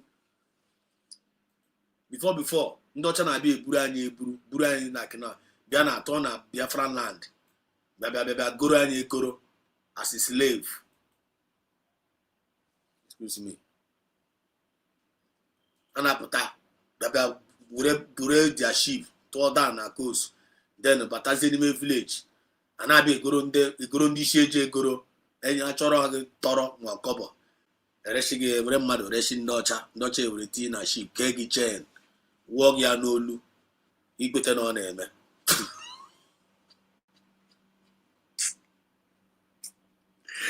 Every child will work it, make it subject it to an animal. Bag in a cage, or test a banketa. The blue is all the way, taking Mediterranean Sea. One day before they were some of them are one in a cage there. You manage to use a bar, turn the zone to slave. Some of them Naga, Kubo, America, their plantation distance, then Lecotrama horse hanya. They turn them to slave. But this modern slavery, go on, Hagaga make it in a way with the government, but you know about with the Fulani government, but no blaze. Go again, Jizakage, Urakage bar plan. Go, but don't Chagabo was a boy was a slave with the ego go with the Bisagi. See it. Some mediocres are not paying attention. Now, they say the number. The Boris Johnson was in Nigeria. Also, you are sending us oil, gas, brilliant doctors, etc. We are exporting large quantities of whiskey. Then what is the whiskey and the pharmaceuticals? We send you former prime minister, and you send us future United Kingdom minister. Could you imagine? Boris Johnson, former British prime minister, gonna abandon Nigeria. We send you former prime minister. We send you former prime ministers, and then the Nigerians send them future United Kingdom ministers. If you know, you know. Are you listening? I'll get in there, man. You all know. Boris Johnson got under Nigeria. Former British prime minister. My thought. This remarks offers but a faint glimpse into the extent to which Nigeria is diminished before the international community. Does it not? By every diplomatic standard, amount to that is an unguided slight indeed, a valid diplomatic insult. It's both insult going in Nigeria. These are the qualities that distinguish great leaders. That's not the kind of when you're black any evidence against him. Mandi Europe, Mandi Africa, Mandi Nigeria, Mandi Fulani, when you're black no evidence against our leaders. That's not the kind of PM Samanepa or the Tongos. No evidence against them. Because I can't have the ocha. When you rise against them, you must definitely fall. Take it to the bank. You must definitely fall. And with some things, somewhere, this guy, I'm not trouble. This guy, actually, I'm asking him about Rishi. Huh?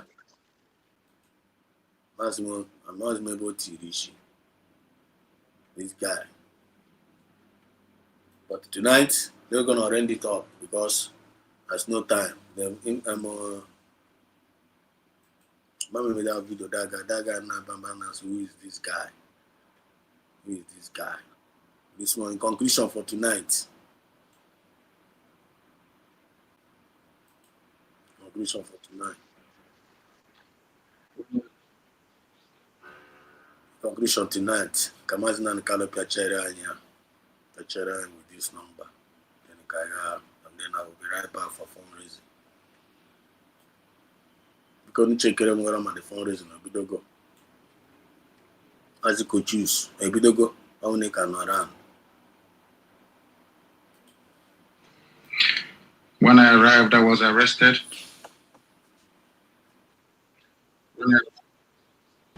I was taken to Abuja.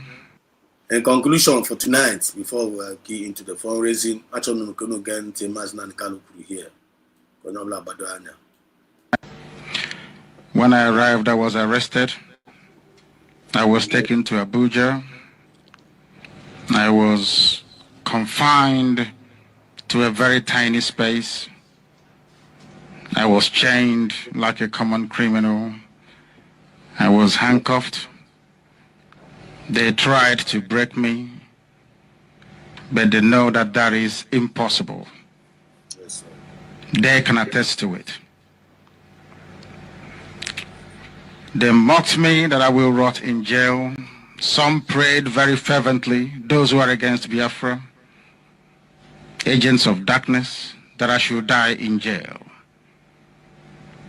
But the walls of prison and detention couldn't keep me. I told Jubril, now, or should I say Buhari before he died and was buried in Saudi Arabia, that he was a madman. I called him a madman in his own court because I know that he cannot do anything about it.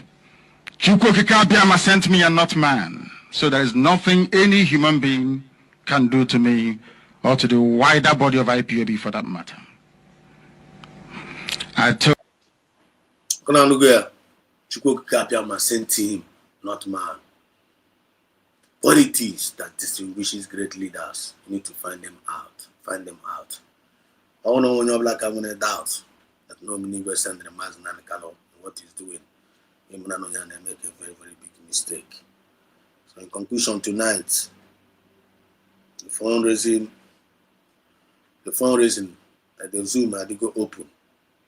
The Zoom has to go open. The phone had to go open. First of all, I want to continue the link here in case no blood choro. Continue the link here. No blood choro.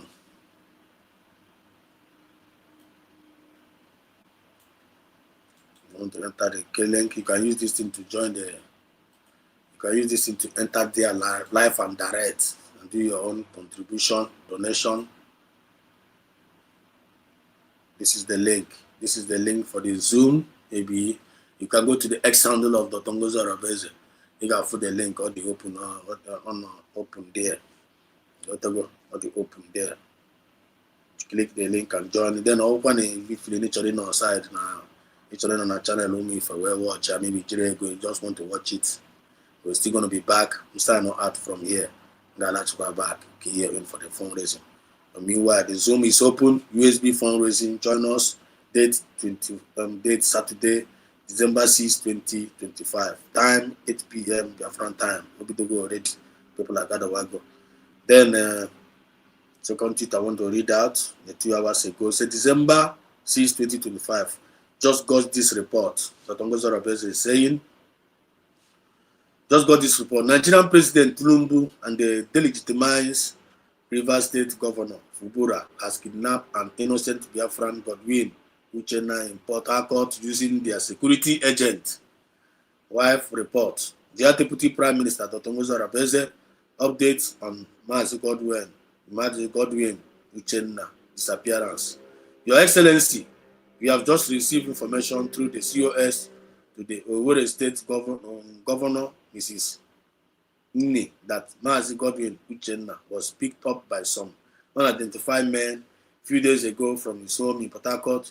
This message was confirmed by Mazi, who's one of the media representatives from the state of Owerri.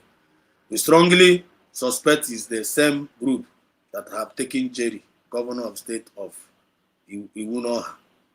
Mazi Godwin has complained he has been tracked since he had connection with the kidnapper as governor.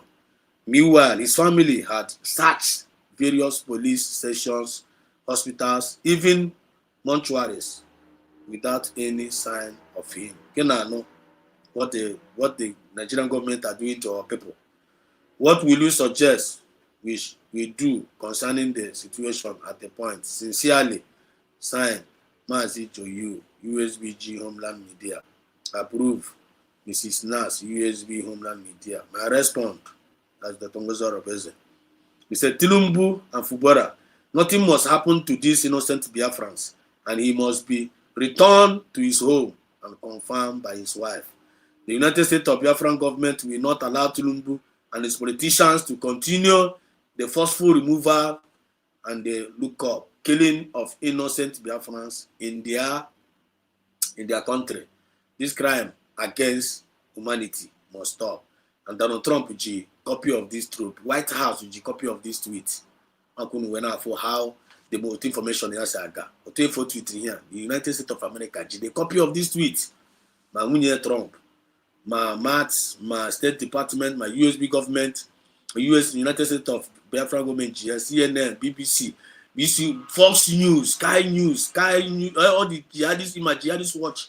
USA Army, IDF, and Sahara, all the whole international community now. I'm not like a copy of this tweet. That is how distinguished great leaders behave. Kifria, Yabanaka,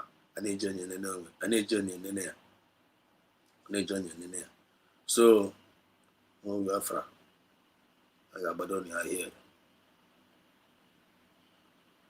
Then 14 hours ago, he also tweeted. She also tweeted, go to the Istanbul and see this. Say, while I respect individuals' views to claim or be American citizen, I think it is very important to respect the rules that our DPM is speaking of, origin, history, and foundations, and what inspired the building of any country and the people of the country. He said, the moment we neglect that, we are going to get ourselves into unnecessary problem. President Trump won the majority of Americans' vote for a reason. Let us remember that. The United States of Biafra is building a country where the people, culture, Kunano, the United States of Biafra, USB, is building a country where the people, culture, history will be respected by any immigrant, and the immigrant will be respected. I already predicted how those who miss this information inside America will end up DPM. And the tweet yakita now, in the America, the White House today, straight to the straight to the White House. You know what I go? So that is it. Kana Oroka update here na Tom. You got there, you got what God update. You retweet it. You got there, you go check you retweet here. It is the same like you got there, you go check the tweet, get retweet here. First of all, read it, understand what they're talking about there. Then access the information and retweet it. Already get play as a citizen of United States of Biafra. Then they say breaking. Biafrans applying for their Biafran ID card must follow this link below to apply. That they got full out to apply there. So that is it. That is it for tonight. So you guys in a fundraising. She's gonna be there, and trust her, trust our DPM. Okay, you got for the vital information I give you with them. He get giant in your game running with a leader. He confirm on him with a leader, and they got the proud of her being a leader. I won't more cocoa put on a pure and snails to add it. Clever unnecessary way she not. So then much book come here. Long live Masna Nicalo, long live PM Savanepa, our Deputy Prime Minister Dr. Muzo Rabeze, long live our forces defending our land, and long live all the media is doing the needful, and long live all the genuine Biafrans lovers of freedom all over the world. This is Biafra Nesedos TV, always bringing you the message of redemption and liberation to the heart and the minds of our people. There are qualities that distinguishes great leaders. You need to find them out. This is your first time coming across this our channel. Subscribe and you're not going to regret. And don't ever late. Video program and issue. And was a museum even though I have a technical issue at the middle of the program, at the end of the day we were able to trace our way back. And the network much there and favorable. So I love you all.